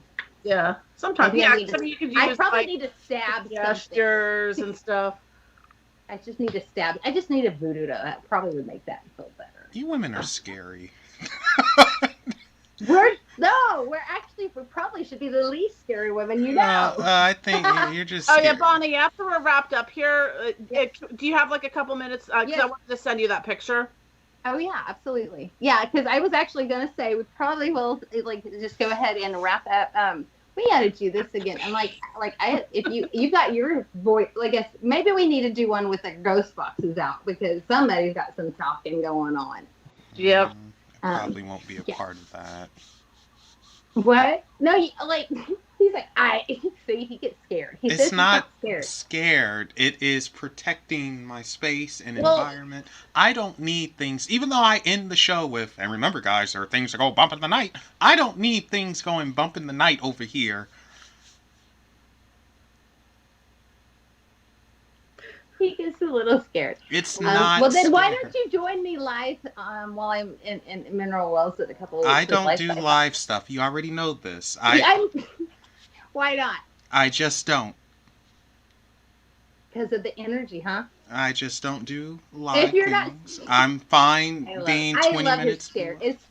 You're like my favorite. I love you to death. But it's hilarious because he's not scared. I'm not. It's not fear. It's not being scared. It is protecting my space and environment. I love him.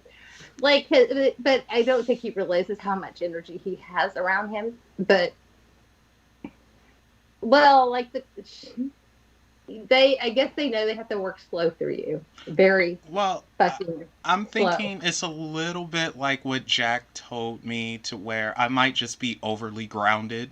And I'm not scared, Angie. Yeah, she's right. You're so grounded. And it's just one of those things where I'm just, I don't know.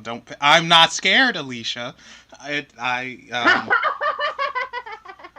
Somebody called him out. I can end this right now. Darn it! I just have to hit the button. But no, I love it. It's just. I want things on my terms. That's pretty much it. I get it.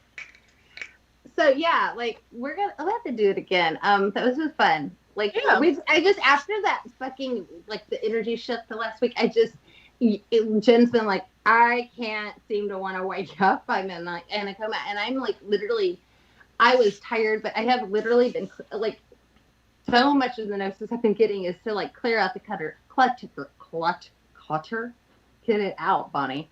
And I have to focus. It's literally it was that stupid, crazy line from fucking Fight Club over and over. It kept just coming to mind. It was focus, determination, and do not let these little distractions get in my way, because it's these things are right here for us, and so much ascension, whatever it is we want, just have to go after it, and don't be distracted. And the focus is really hard when you have ADD like I do, but I'm going to do it. The clutter, though, is a big deal. And it's even worse. Clutter is, okay, you mentioned this earlier. You shave, witches say weird shit like ashes. So don't you think, okay, pack ratting it might be slightly an issue. And I literally did finally, it was today, I was I don't wear this, I don't wear this, I don't wear this, It's not black. And I realized I'm throwing all of my colored clothes away. All of them. Well, since we're going to be signing off soon, Corey wanted to say farewell to everyone. Aww. Hi, baby Corey. That's a sweet kitty. I love the Corys. But anyway, guys, thanks for joining. I have fun. This has been fun. And thank you for having me, too. And hang in there. This energy's been nuts, but I think it's honestly just karma in us, kind of trying to get back on track onto where we're, especially. Well, we were just coming out of Mercury retrograde and the shift from Aquarian energy to Piscean energy. Dude. And it's been, and I know it's been for a lot of people. And that's been literally the past 7 days, because we just came out of Mercury retrograde on it. Yeah, so literally breathe through and just know that it's coming, and it's wrap up things like the karma things that you feel you kind of seeing, things that you need to be aware of.